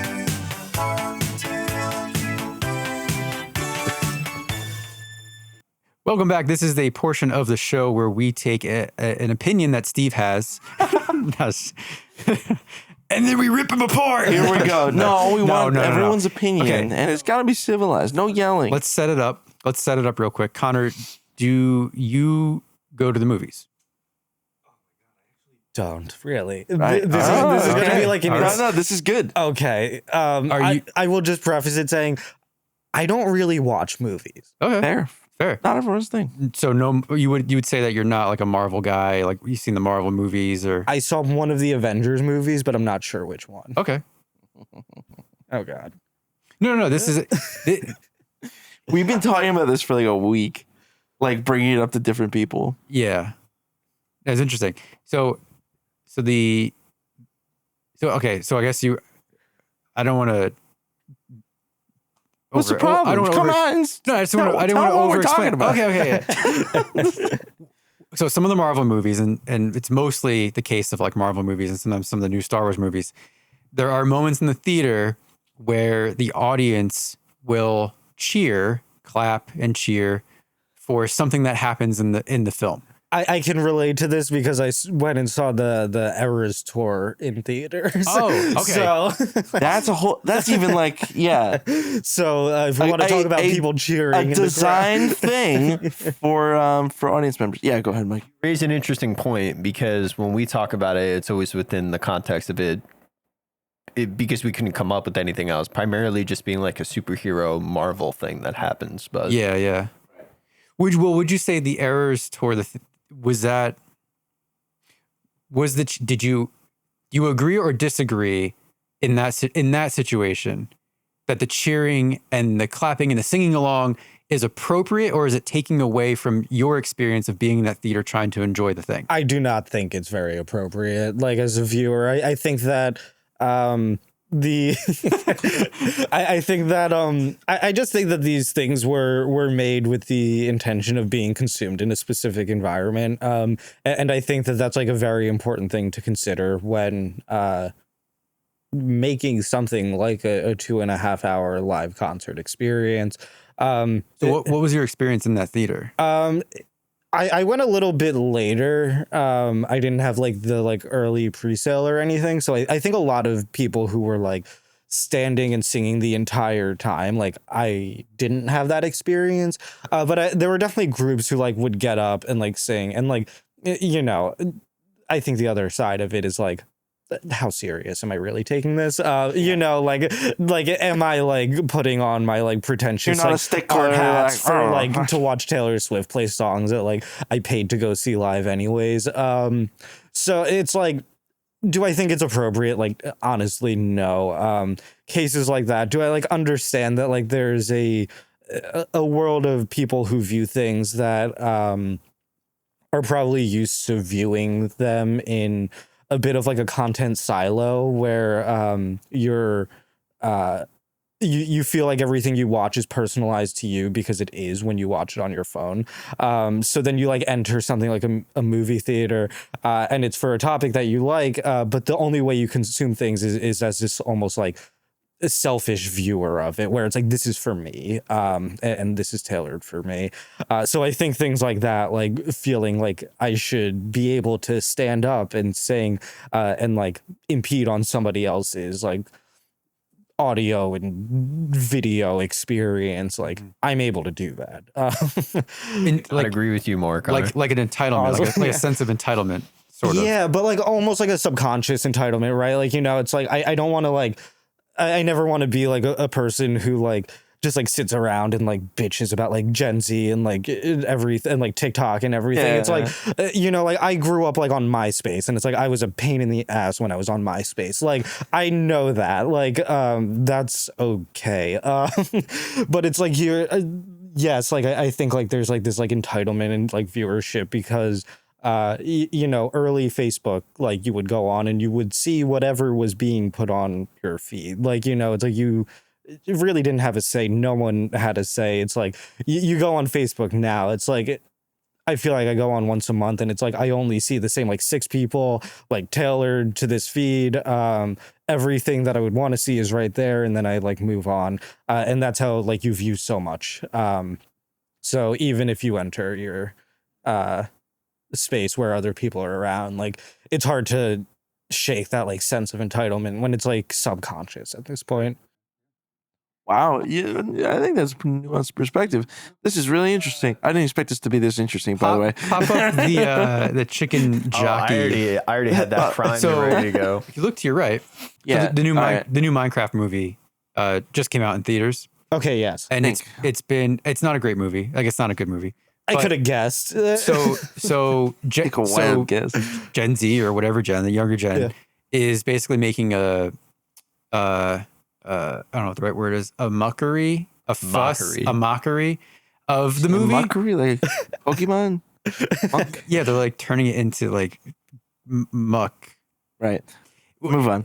So I like it. it's a giant meme. It's like a big joke. Mhm. But essentially what was happening, probably not, it's probably already phased out already. It's probably not even popular to do anymore.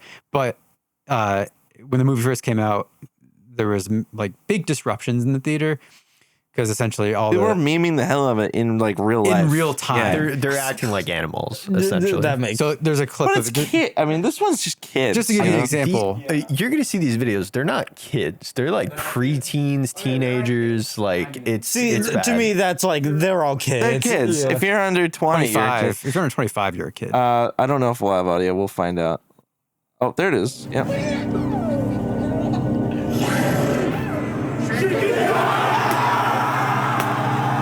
like that is shameful. What they're doing, genuinely. It's a bit much. And it's the most extreme version of the thing that we're talking about. It is. Yes. It is. And To be fair, he raised the same point that I raised as well too. When you're doing things like this is obviously extreme, but when you're standing up, you're clapping, you're cheering, you're like losing your mind over a moment in a movie, you're making it about yourself. Genuinely, like you are acting like as if you're the only one in the theater, and like what you're watching is only for you, and it drives me crazy when I'm sitting in a theater trying to watch things. Absolutely, yeah. I think so much of it's like intention, right? Like they didn't. Okay, maybe I'll preface this with like the artistic intention behind the Minecraft movie in the first place is like not to do that. yes, Wasn't that- exactly right. And it's like, you know, for that or for anything, it's like if as the consumer of it, that is what connects you to the thing, then you can act like that, but you can't do that when it impedes on other people. Is the thing. Exactly, yeah. Like you can't do that at a theater because like that is a public space where other people are trying to just view it. You could do that at home. You could, you know, seek out. You could. That'd be seek wild. You Sit there could by seek out yourself. special screenings of it. You know, it's like you could go see like people go. Well, the Wicked thing, they did the intentional sing along version because Exactly. they had to. The Rocky Horror is a thing that's been doing that in theaters forever. Like also like there's special screenings of like that film like in order for people To to cater go, to those and people, and to fandom. interact and that Fandom. exactly, and like that's so important, and like it's helped something like that like carry on throughout the years and like become such like an important cultural like staple. That is not relevant though in these types of situations. So here's a more mild case of I guess an Avengers movie that you may not have seen. But it's the more recent Avengers movies. Okay. Infinity War and Endgame, where what Marvel started to do was build in some of those moments that they knew people would get excited for. Fan servicey stuff. Fan service stuff. It happened in those two films. It happened in the new Spider-Man movie as well, where they do a thing and it's like an audience appeasing moment, a cameo, or just a big moment, and they know people are going to get excited, and they leave a little space for it to happen, and then it happens. Oh, so they like create like a break in the film even to like allow people to react. So in the new Spider-Man movie, like the old Spider-Mans come back into the new Spider-Man, like Tobey Maguire and Andrew Garfield. Not to spoil it for you, but so they come into the movie. If you go back and watch the movie now, they come in and they stand there, and there's like a moment of awkwardness because it's for the audience to cheer when they did in the theater when that moment happened. It happens when Daredevil comes on screen, and it happens when there's two. So whatever. So the reason I was prefacing all that, and we'll play the video. This is a situation that is more in the majority of people seem to align or agree that this is more acceptable behavior. Okay. All right, give one a play here.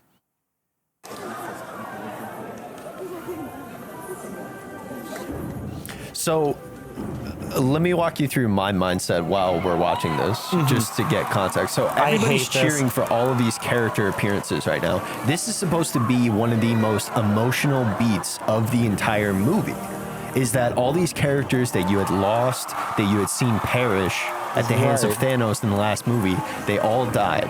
And now they're all coming back right now. Just seeing them person after person, and Spider-Man as well too. All these cheers that you hear and all these people that are standing up. Everybody's standing up. I mean, it's kind of hard to tell. Nobody's standing up. Either way, standing or not standing, the constant cheering and stuff, you're taking away from the emotional Is this real, first of all? beat of the Is this, moment. What are you is this talking about? What do you mean? Is I this question if this is real. Because you don't see anyone actually. I don't see anybody moving. This angle's kind of weird. Is this a real? real? I mean, I don't know. Why wouldn't it be I real? assume it is. It'd be like, because I think this might be fake. Reaction videos like that are very popular. It looks like a bootleg type thing. Oh, I mean, someone could have just like lifted the audio from another one or something. It sounds like it's lifted from something else. It's not really matching. fake audio with like, because yeah. Anyway, I mean, if you do find a real, I don't think that was real. Yeah, the heads in that were weird. They're not They moving. weren't like moving. Nobody was moving. Yeah. The angle was kind of weird, and Your the cheers AI were kind of weird. audience reaction video. Yeah, I You mean, have to find one from like that time period.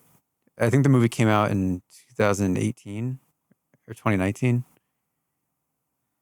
this is the internet. We have to question if anything Yeah. is real. I mean, it got the idea across. The audio was real. That happened. That's That did happen. Yeah. However, to Steve, what Steve was saying as it is an emotional. Oh, this is. Is this real? This is hard to tell too. I don't know what you. And you try to downplay no, it but by saying that people just do it for a couple of seconds and then they That's stop. how it was when I was there. You take your own personal experience and you extrapolate that to. No, but you're extrapolating this because it's not all like this either. I'm saying it's more often like this than How it do you is know? like, How do you know that? because we're watching it. That's the internet. It's also one video on the internet. No one is right. No one is right here. But is that not the audience feeling the emotion of that moment and it's expressing itself just like when you laugh at a movie, just like when you get scared at There's a a movie? limit, though. There is a limit. There is They're a point. surpassing the limit. There's a point where it becomes a disruption. I do agree with that. and But if you're not hearing any dialogue, But that's there's obstructing. they don't even put dialogue because to account I for know, that, I know. to account know, for that, and that's the big thing that like is at the front of my mind right now, where scenes like that are reserved for like stage performance in my head. sure. I yeah, also brought yeah. that up. Like that Okay. is It's We're different. on the same Different wavelength. mediums. You guys get it, yeah. I brought that up exactly. 2v2. like if you want to write I'm on the introduction. fence. Don't include me in, You're on the in fence? your thing. No, I Sounds like you. think it's just so like situation dependent. If you want to write introductions like that, if you want to write things that invoke that reaction from an audience, then I think it also needs to be present in the it needs to be appropriate for the medium you're presenting it in. And I think that something like I've also been on a huge musical kick the past like since I got home from the UK, so maybe that's why I'm thinking of it. But for me, like that's the type of thing, like keeping dialogue out to give time for reaction is something that is reserved for stage. And I think the reason that it works for stage also is because the audience can read the actors as well in real time. Vice versa, and vice versa too. Exactly. Yeah. So you know where to pick up For and applause. when applause starts to die, like Sure. a crowd knows when to dial it Yeah. back. It's like a movie theater. It's like everyone is just on there like taking Snapchat videos of like But, themselves yeah. yelling. I feel like we wouldn't really be talking about this without the genre specific reactions to comic book movies. Because they are marketed and made as these big entertainment events. Not necessarily. It's. I mean, hey, we could quote Scorsese. It's not cinema. It's like Right. in a yes. way. I think that's kind of what he meant. But it is starting to stretch to other things, though, like Wicked, like we said, for example. Sure. Or I didn't even consider the Taylor Swift Eras Tour movie. I have seen which, again, videos. both I've seen musically videos inclined of that. things. How are you crazy. not? I mean, it's just the Wicked thing, though. How are you not expecting people, these fans, to sit in silence during that? Because that is the societal norm of watching Not to those movie people. in Well, theaters. They do. That's what you're supposed to do. They And do you- have to shut up during the like. These people have been watching Wicked live for freaking years. Yeah. You can't sit there at a live performance and start singing the songs with Right. the actors. Like you have to sit there and shut up. So why doesn't it translate to the I don't know. movie? I mean, like Connor Yeah, said, that's a I good think point. that this is a thing that you should do at live performances for concerts, for theaters, something like that, where there's somebody there physically with you to receive your I've heard that cheers and people your applause. don't you hear about people that don't like that either? Did you hear these no, people? no, I They're like, think- you shouldn't sing along at a concert. Like, you paid to hear these good performers. I've heard people like that. That's weird. Because that's an 'Cause experience. I think the thing is, like, a live performance also, it's like like, not to sound like an idiot, but like the performance is live, the audience is live. It's like, Yeah. like it requires that interaction. It's like for something like a film, it's like the film is not live. The actors are not live there. They're not, there's no human interaction like necessary here. And like the campiness of like live performance like will often like play into that and like acknowledge it, where film is starting to acknowledge it. I just think it's out of place. Sure. I think it's Marvel is like, it's like Marvel specific, sometimes Star Wars, at least with the newer sequels, it was prevalent a little bit, the cheering, and there were some cheering moments when they showed the Millennium Falcon. But it's the same thing, though. It's such a deep fandom.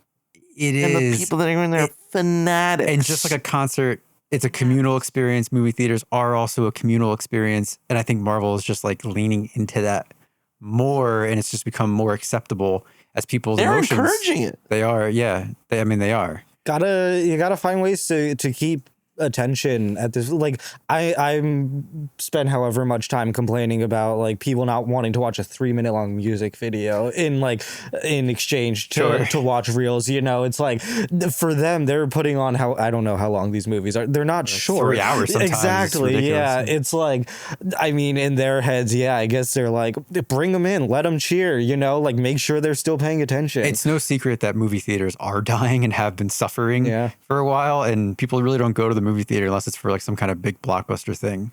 But even Marvel, no one really goes to see Marvel stuff anymore because that kind of fell downhill, but that's their own problem with their production quality. My girlfriend goes and sees probably like one movie a week in theaters. I'm like, we've been together for 2 years. I've gone with her once, like, but I'm just like, how do you do this? Like, but yeah, same kind of thing for her. She's like, yeah, theaters are just dying. Yeah. Does that kind of thing genuinely improve your viewing experience in the theater watching it? When it comes to a Marvel movie? Or just, is it? I mean, have you seen any other kinds of movies where that kind of thing happens? No, not outside of Marvel or that episode 7 of Star Wars. And maybe or comedies. What happens in it? Yeah. Because the laughter. But we've established that laughter is different. We've talked about this. You can't help that as a human person to not laugh at something I'd funny categorize that with differently. people around you. Yeah, that's more of like an intended reaction rather than it's people involuntary choosing somewhat. to lose their mind over. Well, that's the argument. They're not choosing to lose their mind. The movie is also indicating that, okay, lose your mind here now. Here's Tobey Maguire. Lose your mind. Here's everyone's back alive. But here's lose your mind. The end game scene where everybody's coming back. Yeah. They're coming to the battlefield, right? To help Captain America. Is it not more of an emotional beat than it is a lose your mind kind of beat? You could I guess you could argue that. They certainly didn't film it that way. They film it in these medium wide shots where they can have 4 characters on screen at the same time. And they film it in a way where like they introduce each character one by one and make sure they get their screen time. And it's like, here's these guys. Oh, and then here's these guys. Oh, and then here's these guys. It's the context of what happens literally just before that. When it's Captain America all by his lonesome, beats a shit. Yeah, everyone was dead silent. Standing off against the entire army of Thanos. Right? Like, the whole theater, things are dead looking silent. bleak. The movie's dead silent. Things are looking at their worst, like they're about to lose again. Right. And then you find out that the snap worked. And then they're back. And then you hear in his ear like, hey, Cap, I'm on your left. And he's like, that's pretty good. And he's like, what? And then the audience is like, you see, that to me is supposed to be stand up more emotional than it is supposed to be. But the movie's setting you up. It's setting you up. How is it not setting you up for that? the hair standing up. Who's that? That sounded like Falcon. Oh my God. And then the doctor, and then the Doctor Strange circle opens up behind him, and then Trying to make him sound cool. and then it's like, and then it's a silhouette of who comes out, and it's Black Panther, as we saw, was like the first one to come out, and like it's like the slowest, longest walk, and like he doesn't do anything, and no one says anything, and you're like going, oh my God. That's your reaction when you see that. Right. So you're talking about all these little things though, like you hear like all these like small little like sound bits like sounding like from his ear. It's like if you're yelling the whole time, you miss all of that. Not exactly what I was saying. Like that was the moment of like what Steve was saying, setting up the scene. Oh, okay, gotcha. And then like the theater was very quiet. Those little elements were happening, and everybody is quiet, and everyone's like listening, and you're like on edge. You're on the edge of your seat, waiting to see what's about to happen. And then the portal opens up, and then who walks through? These characters, and you just like, oh my God! It's like you just get the movie works you up, and then gives you this payoff, and then everyone starts to come back, and it's just like they're back, and they're back, and they're back, and Spider-Man comes in. It's like Your camera cut.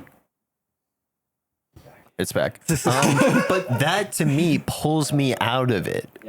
I was so immersed into the movie, and I was so enthralled by the screen, and now suddenly I'm just yanked back to reality, and I'm focusing on everything around me now because people are having a reaction that you're not supposed to be having in a movie theater. That's the scope of like that's like how I view things. Yeah, like I like with that mindset. So maybe, yeah, I guess that's influencing. The experiences I've had, it felt very communal, and everybody was on the same page in the theater. And I usually go to those things. I did used to go to those things like opening night, opening weekend. Mm-hmm. We're there with like the most hyped up fan people that bought their tickets a month in advance. Yes. And like being a part of those experiences, for me personally, elevates the movie. Totally fair. Yeah. I think that makes sense. The Minecraft thing you showed me though, like that seems That's terrible. not what I'm talking about. Yeah. I don't think those two things are. I don't think they're comparable. Yeah. I don't think they're the same thing. Yeah. No, that is a right. disruption. Yeah. But at the same time, I've gone to go see The Room with Tommy Wiseau. I don't know if you know. Yes, that. I have seen that movie. I saw it with Tommy. I got like Oh went my to go God. meet Tommy. You go to see The Room, and everyone like sings the song, says all the lines, throws spoons at the screen. Like it's like in your See, like that's like a campy experience. It's like a crazy, to have, yeah. Like you're not watching the movie. Yeah. You're like experiencing The Room, and like everyone's just laughing and making fun But of if the that's thing. what it was like, if I was like a person who wanted to see that film in like the 2 weeks it was in theaters when it came out, and like that's what was happening around me, I'd be like, well, now I don't even know if I like the this. Minecraft movie. Yeah. If you went there going like, I love Minecraft, I can't wait to see this. And like, and that happens to you. In the vein of what you're talking about with Marvel intentionally trying to incite these reactions and give them moments for them and everything, we're going to be going to watch the re-release of Star Wars Episode 3 somewhat soon. That movie was not shot with the intentions of eliciting the reactions that we know are going to be happening in that theater, with people saying meme lines or maybe having reactions to certain things. People are going to be yelling shit. Going to be appropriate to you? Is that not going to be? Yeah, because I've seen the movie I have seen the movie 1,000 times. You don't really care at that point. You're not It's paying not to a like first experience. see the movie. You're paying for the experience of seeing it with all Really, these it's just people. kind of like a celebration. Yeah. Yeah. I mean, I don't- again, I there's a don't- limit for me. Like, There's a limit. I don't anticipate everybody saying every single line. It's going to be the meme lines. It's going to be the I hate you. yeah. It's, you know. People are gonna cheer not, though? I when mean, he you know. starts when he pops the saber, when he's Depends about on to the kill crowd. those younglings with the Master Skywalker. What are we going to do? Yeah. Maybe a cheer, or maybe they all say the same. slay They're all those kids. Everyone's going to say the line, Master Skywalker. What do you Yeah, get? yeah. Either everyone's going to say the line, or like maybe they'll cheer. It depends on our audience. I guess it depends on it's. We'll report back next time. I guess it's like the intent of the experience as a whole. It would be, and it would be. I don't know. It'd be unfair to like. I expect those things. I'm expecting those I'm things, expecting but those things. they're going to detract from my experience. And I think it's selfish to do those kinds of things. Yeah, I think it's also fair. Like, you can expect it, but I think it's fair to not want it for your own viewing experience also. Yeah, it's a movie hasn't been in theaters since 2005. Yeah. And yeah, I mean, I saw it when I was 15. Imagine if you were 15 now and you couldn't have seen it in theaters, right? But you're like a huge fan, right? And it's Yeah. like you, Fuck those people. and it's like you, essentially, yes, is the sentiment, because Sure, yeah. it's like, you know, that Yeah, I would mean, have been there their could be like avenue. parents like bringing their kids. Yeah, that like, could have been their avenue to have that experience, and it's like, it looks different now, and it's like, is anyone right or wrong? It's like, I don't know. I don't think so. Like, just like a thing. it's just how it is. Yeah. No, okay, that's a fair point. If you have kids, if say we had kids and Yeah. we were going Me and to you? introduce together, that we were going to introduce our kid to Star Wars and like, oh my God, Star Wars movie come back in theaters. You know, you're gonna love it, and we go there and they can't hear anything, Yeah. and they don't know what the hell's going on because Yeah. Or even from the everybody's memeing. parents' perspective, you know? You're an older person, you're not really into the whole like meme culture kind of thing. Oh, you're, yeah, you're yeah. wondering, Right. why are these people saying these lines along with these people? Like, you're going to be thinking to yourself, would you please shut up so I Yeah. can watch the movie? Yeah, those are fair. I've only been thinking about it through Steve's perspective. I didn't think about those other perspectives.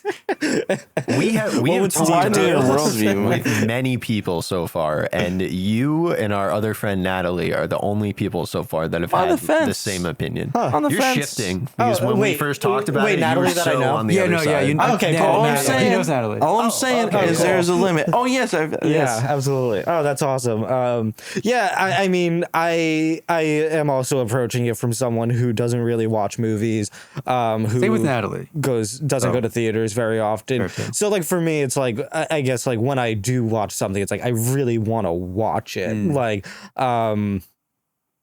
because I don't consume a lot of them. It's like when I choose to, it's stuff that I really want to be invested in, I guess. Too funny, dude. Who knew this would spark a whole? Well, that's the great debate. If you want to weigh in on this debate, you can go to uymi.show. The great debate. And, that's what we should have called it. That's what I should have said. Oh, okay. Not Can I Steve's. finish my Not promo? Steve's opinion. If you want to weigh in on this debate, you can go to uymi.show and follow up with us at the listener mail button. You can write into the show. We will read your responses on the air or hit us up on social media. You can comment on podcasts now if Yes. anybody doesn't know that. Please comment. Anyone listening on Spotify or Apple, give a comment and let us know your thoughts. If you disagree with Steve, here's his address on the bottom of the screen. There is. I also I found out what Minecraft was about 3 weeks ago. What? I had no That's idea wild. before that. That's really wild. Yeah, I've like heard of it, but like I Okay, you didn't really know what it was. I didn't like know what it was or like what it looked like or It anything. just, yeah, it's been around for That's what 20 years. That's what I was taught. Yeah, 20, 15. Because I went to McDonald's a lot in the UK. Got because that nether fire sauce or whatever it's called or something like that. no, I No? didn't. They had some crazy shit though. But I went a lot and they were promoting Minecraft and I was like, guys, I just have to ask, what is it? What is all this? So now I have an idea of it. And I'm not shocked by what you showed me about the crowds from it either. I guess my limited knowledge of it all, though, it's just maybe the people making that movie, you know, this is their audience. They know their audience. You know, it's like that stuff's gonna happen. Like it's just not for me. And the director of the movie even made comments, essentially, I'm not going to say encouraging, but condoning at least what was Okay, there being you done. go. You know, so it's like this was like made with the intention of doing so. It's like it almost goes back into just this like saturation of things that exist. It's like anyone can make anything. Like that doesn't mean that like I want to like participate in it or like or if it's like for me at all. So like because like so many things exist, it's like it's not all going to be things that like I feel aligned with. So Yeah. It's good. It's an interesting topic. I mean, people. I just watched the Star Wars Day in Tokyo, watched like the live stream, and people lose their minds. It happens actually at all the Star Wars days when they have like an announcement and they have like a trailer, never before seen teaser, never before seen trailer. There's a huge crowd. It's the hardcore fans. Who do you think goes to this? Is the people that are the character comes on screen, freaking lose their mind. They, yeah, you see, know, like, it's like, but it's like, I would like. I've seen very like Star Wars, for example. It's like I've seen like episodes 4 and 5, and I saw like The Mandalorian, and I saw Spaceballs. But I saw 4 and 5 so I could see Spaceballs. But again, like I don't think I would be going to like this like re-premiere of episode 3. Yeah, but I'm friends with people who would, like obviously, and it's like I could see myself going with them, and then it's like, but I would have no idea what was happening if I went, because I wouldn't be able to hear all of this stuff because the crowd interacted. Yeah. So then it's Not like, the one you okay, wanna go maybe to, then I'm yeah. not gonna go see this. Like it's this one's just. And again, like, For the it's fans. great that Yeah. exists. Like, that's not for me. Like, that experience is not for me. 11 a.m. matinee. Exactly. I mean, maybe that's the way. Maybe we're thinking about this all wrong. Just go at a different time. There are different Kids times. don't want to wake Yeah. up that early. Truly, That's yeah. true. Or they're in school. Yeah. I mean, I used to Oh, work yeah, at a on a theater. weekday, yeah, of course. Yeah. I worked at a theater. Oh, no, you It did? was like no one's coming to the early ones. Why would they? Like it's. So we had a music-based game, Okay. and we wanted to kind of do a improv-based musical game Okay. where we have to put words to like a random genre of song. I am not good at what were the this. words based on? What was it based on? To be more specific, Yeah. say Connor, say you're going to go first. Just say one of us would give you an obscure word or a weird word or just any word, and you have 10 seconds. Take that word, think about that word, and how you're going to use it you make a song out of that word, basically, right? And then Steve is using the thing that Chris said to pull up. Like a random loop site of like different genre music. I'm gonna cut you here. I cannot do this. I am That's okay. so bad at doing shit like this. You think we're good? Anytime, like any like word association thing on the fly, any game I've ever played. You pick a genre of music. It can't have lyrics. This is gonna break all the trust that we built with Connor over the past 3 hours. You pick it after we give Connor. We built such a rapport, and now we're ruining it right at the end. He doesn't want to do it. I don't want to do it either, to be fair, but I will if for the clips. I don't think that I'm gonna be good at this. I don't think I am either. But that's why we're There's gonna. no prize. This is a winner. Let's do a little test, me and you, Mike. All right. Let's fuck Okay, around. sorry. I'll try first. Let me finish explaining real quick. So, say after someone gives the word, and then We can do random word generator. sure, and then the person has 10 seconds to think about it. Steve, you also have 10 seconds to pick a genre of music to go along with said word that I will then have to sing that word into a lyric. All right. So I'm picking a genre. Okay, Yes, and I have and a then- word. The word is cinema, Steve. Cinema. I'm not kidding. That is the randomly generated word. That's fucking crazy. so Can we I just have acknowledge to that? use the word cinema That's in the insane. lyrics. Let's go with religious. Okay. What is this even going to be singable to? I mean, it might be easy because it's like slow choral music. Oh, sorry. I have it turned down. Am I supposed to play something? Yeah, play it. Yeah, play it. You play it. We'll see what play happens what? here. Play anything. Just see what the loop sounds a like. track, a piece of the track, any piece of music that is the genre that you pick. Oh. It was late at night. I was in the cinema. I was getting back. But Jesus Christ. Yeah, keep up. Oh my God. Wait, hang on. I came in at the wrong time. This is sick. Yeah, I would like unironically listen to this. It was late, my girl was up. She was saying, let's get some popcorn. I said, girl, where do we get popcorn? She said, at the cinema. We're just doing a spoken word bit. No, that's a song. That's Mike's new single. That's my new single. It's called Cinema. Cinema. I mean, that's just the Skrillex song. Cinema. Good, Mike. That's all you need. That's all I gotta do. All right. I can't. Random word for me. I can't hear myself. You turn me down. Well, you were yelling into the mic. I can't hear. Oh, sorry. You don't even look at Christ. it. Your word is false. All right, this is the new dance punk hit, False Feelings. There we go. Oh, there we go. We'll just like scream or something. But something is true. You might think it's what you can do. You can't do anything more. A or B, 1 or 2. There's nothing else that you can do. It's true or false. Oh, hey. Very good. Very good. Very good. Appreciate it. That was great. Bravo. I tried really, really hard. I did that's kind of like my Motorhead impression. Good, yes. If you like to gamble, you know. All right, you got to do at least one. Okay. Just try. Okay. I believe in you. Oh, God. Wait, Connor picks. I thought I pick a word. Who picks a word? Yeah, you pick the word. Yeah, you pick Okay. it. All right, well, I'm gonna randomly generate it. Oh my God. Okay. I don't like these reactions. I'm going to be honest. Topping the charts, the new hit song in the jazz soul category. More jazz. Oh, Jazz. jazz. Wow. So I you didn't get jazz before for Chris. I made it pop. So okay. this is the song "Prisoner of Your Love." Oh my! He did say he hated karaoke before this. We are literally torturing this man. Well, he doesn't have to read words. You gotta make them up. That's true. That's the easy part of the karaoke.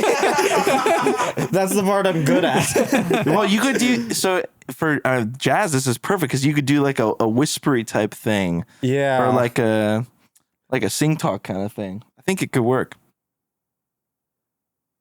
If not, I'll jump in and help you out. Oh, it's happy. We we got words. Hold on, Words. sorry. I guess the instrumental bit got unchecked for some reason. Oh, this is good. All right. All right, feel it out. We can feel it out.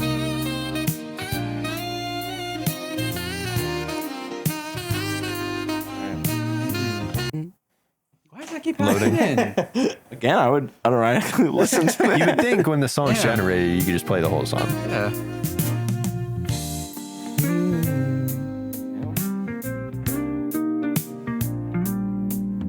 This is not a thing I'm good at, guys. I'm going to be so honest with you. Okay, let me try it. Let me try it. I think I might have something. It's not coming to me. Just make it a group thing. Prisoner. Chime in. You hear it? I need you. Yeah. I'm a prisoner. I need you. I'm a prisoner. We're your backup singers. It's perfect. Prisoner of your love, baby. I'm a prisoner. I'm calling Want this one, you. boys. I'm not. What'd you say? I won you. I picture Mike as like 3 backup go-go dancers. I want you. Oh, you know I'm a prisoner For life. 25 to life.